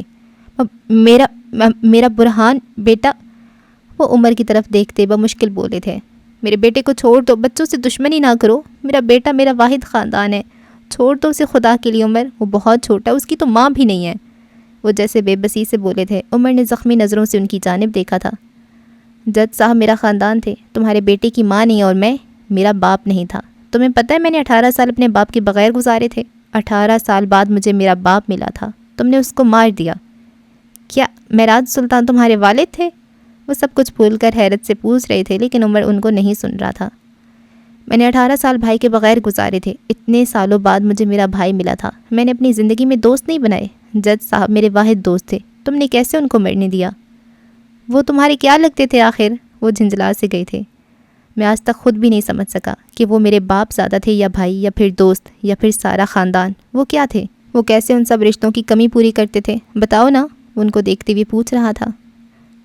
تمہیں ان کی قسم ہے میرے بیٹے کو چھوڑ دو، جو بولو گے میں کروں گا، تم جیسا چاہو کہ ویسا ہی ہوگا، بس میرے بیٹے کو جانے دو، اس کا کوئی قصور نہیں ہے، اس کی آگے زندگی پڑی ہے، اس کے ذہن پہ سواکی کا اثر ہو جائے گا، وہ ساری زندگی ان سب سے نہیں نکل سکے گا، پلیز اسے جانے دو، میں تمہارے آگے ہاتھ جوڑتا ہوں۔ انہوں نے واقعی ہاتھ جوڑ لیے تھے۔ تم چاہو تو پیر بھی پکڑ سکتا ہوں، میں تمہارے پیر پکڑتا ہوں۔ واقعی اس کے پیروں میں آ کر بیٹھ گئے تھے۔ میرے بیٹے کو چھوڑ دو، خدا کے لیے اسے چھوڑ دو، وہ روتے ہوئے کہہ رہا تھا۔ عمر اس کو دیکھتے ناگواری سے اٹھا تھا۔ آئندہ یہ حرکت مت کرنا، وہ دبے دبے غصے سے کہہ رہا تھا۔ تمہارے بیٹے کو چھوڑ دوں گا لیکن ایک شرط ہے، وہ سوچ سوچ کر کہہ رہا تھا۔ تم ایک ویڈیو بنانی ہوگی، تم اس میں اعتراف کرو گے کہ تمہاری غیر ذمہ داری نے ان کی جان لی، تم اپنا فرض نہیں نبھا سکے، تم وقت پہ نہیں پہنچے، تم بک گئے، تم نے ان لوگوں کو اندر آنے دیا جو ان کے دشمن تھے۔ ان لوگوں کا نام بے شک مت لینا، لیکن تم اپنی ویڈیو میں اپنے جرم کا اعتراف کرو گے اور آئندہ اس مقدس پیشے سے دور رہو گے۔ اگر تم ابھی یہ ویڈیو بنانے کے لیے تیار ہو تو میں تمہارے بیٹے کو چھوڑ دوں گا، اور کیا مجھے یہ بتانے کی ضرورت ہے کہ میں اس ویڈیو کا کیا کروں گا؟ خیر ہے تو نہیں، لیکن پھر بھی سن لو۔ ایک نجی نیوز ایجنسی میں میرا ایک بہت اچھا دوست کام کرتا ہے، یہ ویڈیو میں اس کو بھیجوں گا، اسے میں ٹویٹر پہ پوسٹ کروں گا، انسٹاگرام پہ اپلوڈ کروں گا، میں سارے سوشل میڈیا پلیٹ فارمز پہ تمہاری ویڈیو چلاؤں گا۔ تمہارے پاس صرف اور صرف 5 منٹ ہے، سوچ لو، ورنہ چھٹے منٹ میرا آدمی تمہارے بیٹے کی کھوپڑی کھول دے گا۔ ویسی صفاقی سے کہہ رہا تھا کہ ڈاکٹر عبدالحفیظ کا دل دہل گیا تھا، ان کی آنکھوں سے آنسو بہنے لگے تھے، حلق میں جیسے کانٹے اگائے تھے۔ یہ مت کرو عمر، میرا کریئر تباہ ہو جائے گا، میری ساکھ خراب ہو جائے گی، سارا شہر مجھ پہ تھو تھو کرے گا، میں اس مقام پہ بڑی مشکلوں سے پہنچا ہوں، میں نے خود کو بنانے میں، یہ نام کمانے میں ایک عمر لگائی ہے، پیسہ لگایا ہے، سب تباہ ہو جائے گا، سب برباد ہو جائے گا، میرا بیٹا، اس کی زندگی خراب ہو جائے گی، یہ گھر، یہ مجھے ہسپتال کی طرف سے ملا ہے، یہ چھن جائے گا، میں سڑک پہ آ جاؤں گا۔ مت کرو ایسا، میں معافی مانگتا ہوں اپنی کی جو کچھ میں نے کیا، اس سب کے لیے میں معافی مانگتا ہوں، خدا کے لیے مجھ پہ رحم کرو، مجھے معاف کر دو۔ عمر لب بھینچے، یہ سارا منظر دیکھے گیا، یہ ڈرامہ، یہ رونا پیٹنا، یہ سب کچھ مجھ پہ اثر نہیں کرے گا، کرتا ضرور کرتا اگر میں انسان ہوتا۔ اس وقت میں بھیڑیا ہوں، سو اپنے آنسو اور اپنی توانائی کو مجھ پہ ضائع مت کرو۔ میں ہر روز تھانے میں تم جیسے 1000 لوگ دیکھتا ہوں، روتے پیٹتے اپنے گناہ کی معافی مانگتے، اور جب وہ وہاں سے نکل جاتے ہیں تو پھر سے وہی کام کرنے لگ جاتے ہیں، اور اب اگر تم نے اپنے منہ سے معافی کا ایک لفظ بھی نکالا تو میں اپنے آدمی سے کہہ کر تمہارے بیٹے کی کھوپڑی کھلوا دوں گا، یا پھر تمہاری دونوں ٹانگوں کو مفلوج کر دوں گا، کیونکہ اب تم ہسپتال نہیں جا سکتے، یہ طے ہے۔ میں تمہیں کسی دوسرے خاندان کو تباہ کرنے نہیں دے سکتا، بددیانت ڈاکٹر کی ہسپتال میں کوئی جگہ نہیں ہے، سو اب تم اٹھو اور ویڈیو بناؤ۔ اس کا لہجہ دو ٹوک تھا۔ ڈاکٹر عبدالحفیظ نے بے بسی سے اس کو دیکھا تھا۔ عمر ایک بار میری بات سن لو پلیز۔ وہ گھگی آئے تھے۔ عمر نے نفی میں سر ہلاتے فون کان سے لگایا تھا۔ ہاں حیدر، بچے کے سارے اعضاء ایک ایک کر کے کاٹ دو۔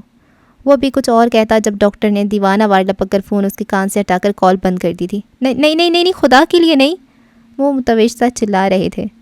تم جو کہو گے میں سب کچھ کروں گا، جیسا کہو گے ویسا کروں گا، بس میرے بیٹے کو کچھ مت کرنا، وہ میری واحد فیملی ہے، ایسا اسے کچھ مت کرنا۔ وہ روتے ہوئے نیچے زمین پہ بیٹھ گئے تھے۔ ان کے بال بکھرے ہوئے تھے، آنکھیں سرخ ہو گئی تھیں، دل میں درد اٹھ رہا تھا۔ اتنے سالوں کا بنایا ہوا نام، اتنے سالوں کی محنت، عزت، سب ساکھ میں مٹ جائے گا، سب تباہ ہو جائے گا۔ کاش انہوں نے اس دن وہ سب نہ کیا ہوتا۔ اس دن اگر وہ یہ سب کچھ کرتے ہوئے سوچ لیتے کہ ہر برے عمل کا رد عمل اس سے بھی برا ہوتا ہے، تو کبھی بھی مر کر بھی اس دن کسی کو اندر نہ جانے دیتے۔ اگر اس دن انہوں نے اپنی لالچ اور شر پہ قابو پا لیا ہوتا تو آج یہ سب نہ ہوتا۔ میں چاہتا تو آج اپنی بندوق کی ساری گولیاں تمہارے سینے میں اتار دیتا، لیکن میں یہ نہیں کروں گا۔ میں تمہاری جان نہیں لے سکتا کیونکہ یہ خدا کا کام ہے۔ میں تمہارے بچے کو یتیم نہیں کر سکتا کیونکہ میرے دل میں اب بھی رحم ہے۔ تم خدا کا شکر ادا کرو، تمہارا بیٹا تمہاری لاش پہ روئے گا نہیں، جس طرح تم نے میرے عزیزوں کو رلایا۔ تم زندہ رہ جاؤ گے کیونکہ تمہاری سزا یہی ہونی چاہیے۔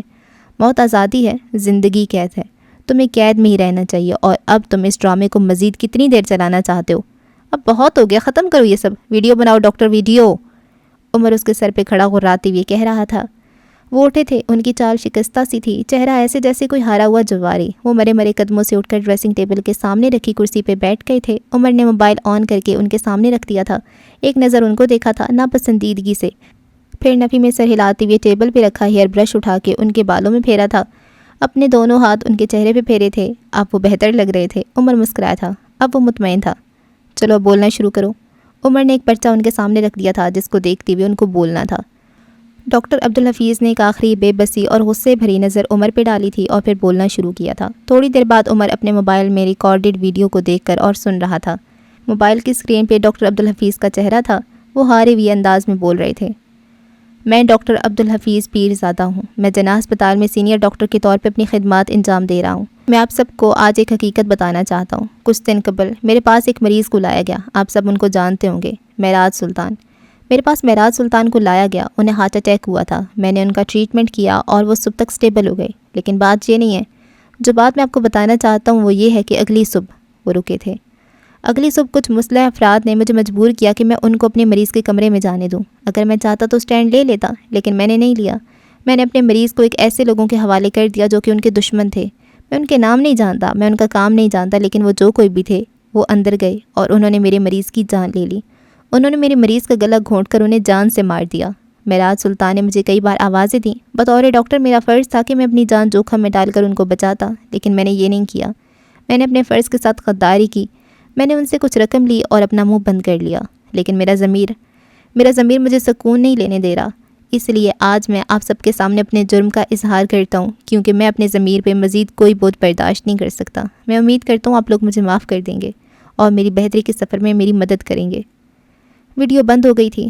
ویسے تو تم نے کچھ زیادہ ہی بکواس کی اور خود کو مظلوم ثابت کرنے کی کوشش بھی کی ہے، لیکن خیر ہے، میرے لیے اتنا بہت ہے۔ ویسے تم نے ان کی موت کے بارے میں کیوں بکواس کی؟ صاف صاف ہارٹ اٹیک بھی تو کہہ سکتے تھے، کہانی میں تھرل لانا کیا ضروری تھا؟ عمر اس کو دیکھتے ہوئے ناپسندیدگی سے کہہ رہا تھا، جبکہ عبدالحفیظ اس کو نہیں دیکھ رہے تھے۔ ان کے کندھے جھکے ہوئے تھے، آنکھیں پتھرائی ہوئی تھیں، چہرہ ایسے تھا جیسے کسی نے ٹرک سے کچل دیا ہو۔ اسی وقت برہان اچھلتا کودتا کمرے میں داخل ہوا تھا۔ عمر نے گھٹنوں کے بل جھک کر اس کی بند مٹھی سے اپنی مٹھی ٹکرائی تھی۔ ڈاکٹر عبدالحفیظ اپنی جگہ سے اٹھے تھے، دیوانہ وار دوڑتے ہوئے آئے تھے اور اس کو اپنے سینے میں بھینچ لیا تھا۔ میرا بیٹا، میرا برہان، پاپا کی جان تم ٹھیک ہو نا؟ میرا بچہ تم ٹھیک ہو نا؟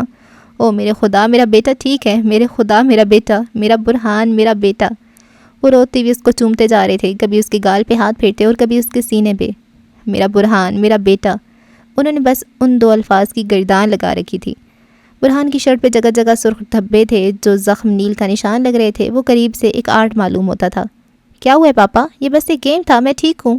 مجھے بس کڈنیپ ہونے کی ایکٹنگ کرنی تھی۔ دیکھیں میں نے آپ کو رلا دیا نا۔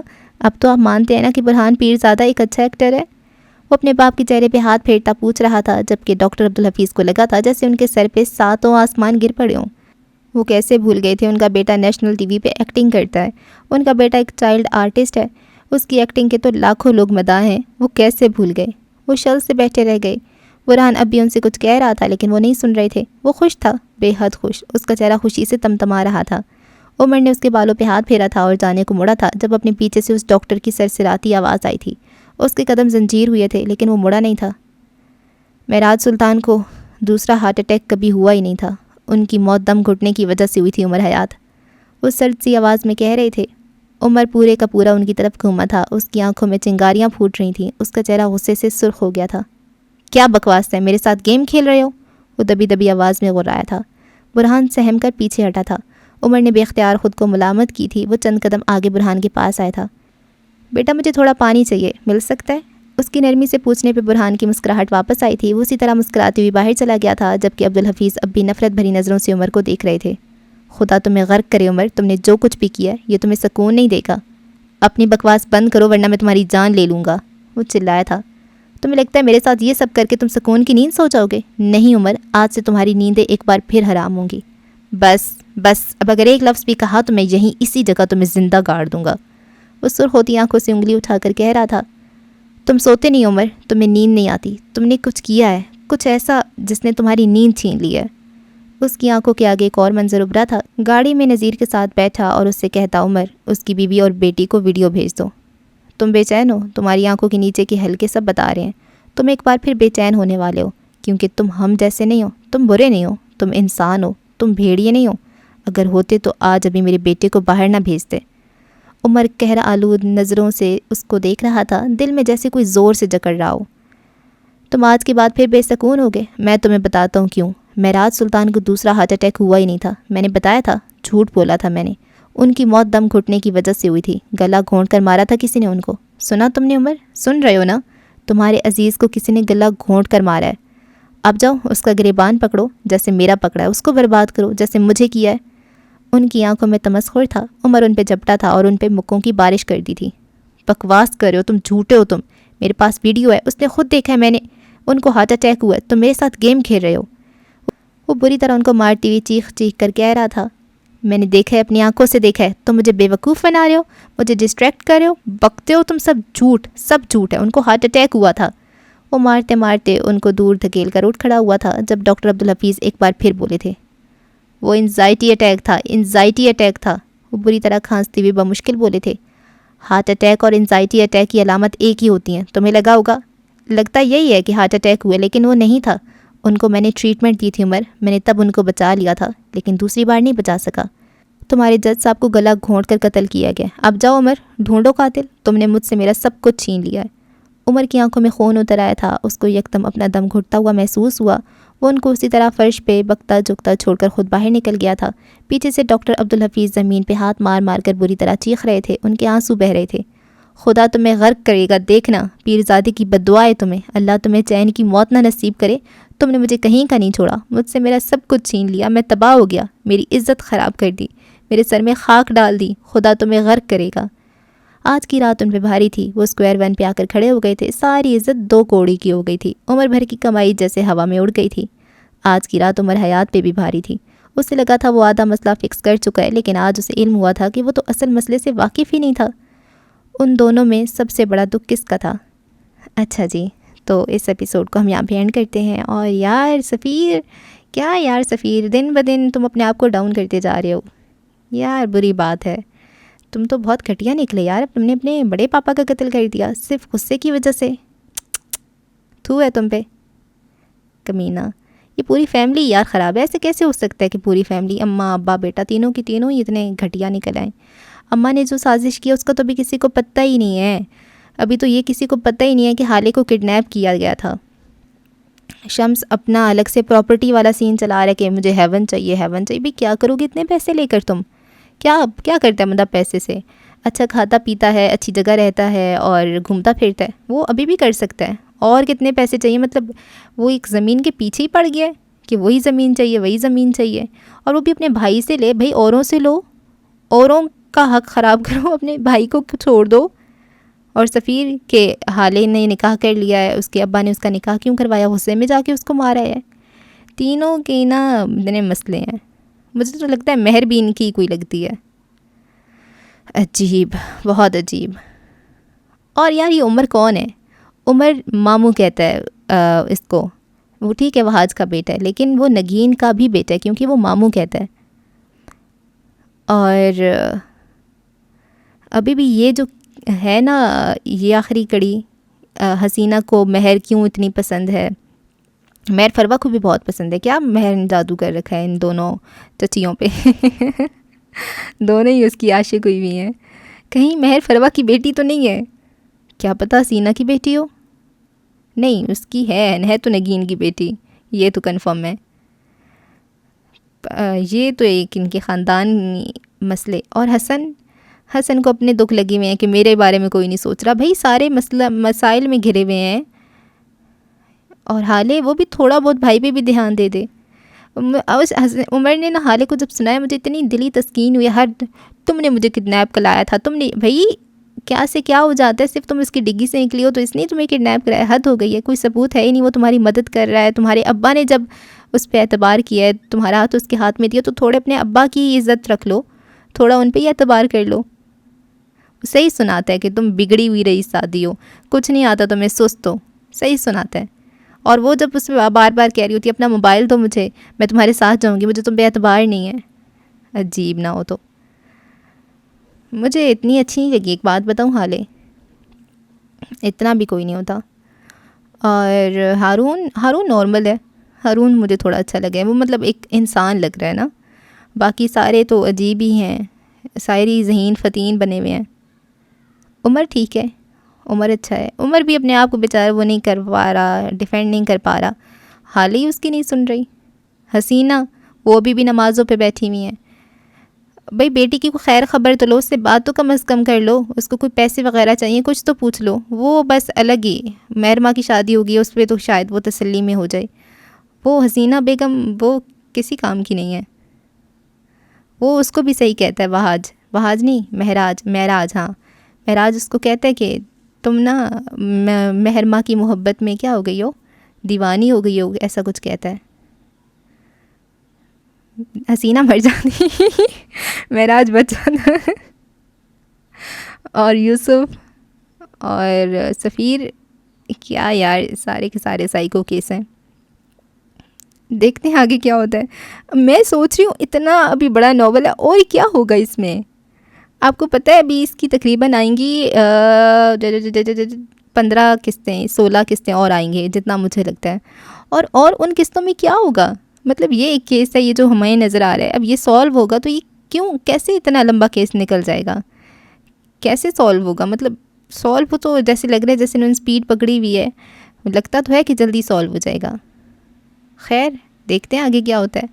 دعاؤں میں یاد رکھیں جی. چینل کو سبسکرائب کر لیں اگر آپ نے پہلے سے نہیں کیا ہوا. ویسے مجھے امید ہے آپ نے کیا ہوا ہوگا. اتنی ایپیسوڈ پہ پہنچ گئے اور آپ نے نہیں کیا تو پھر تو بہت بری بات ہے. جلدی سے چینل کو سبسکرائب کر لیں. اللہ حافظ.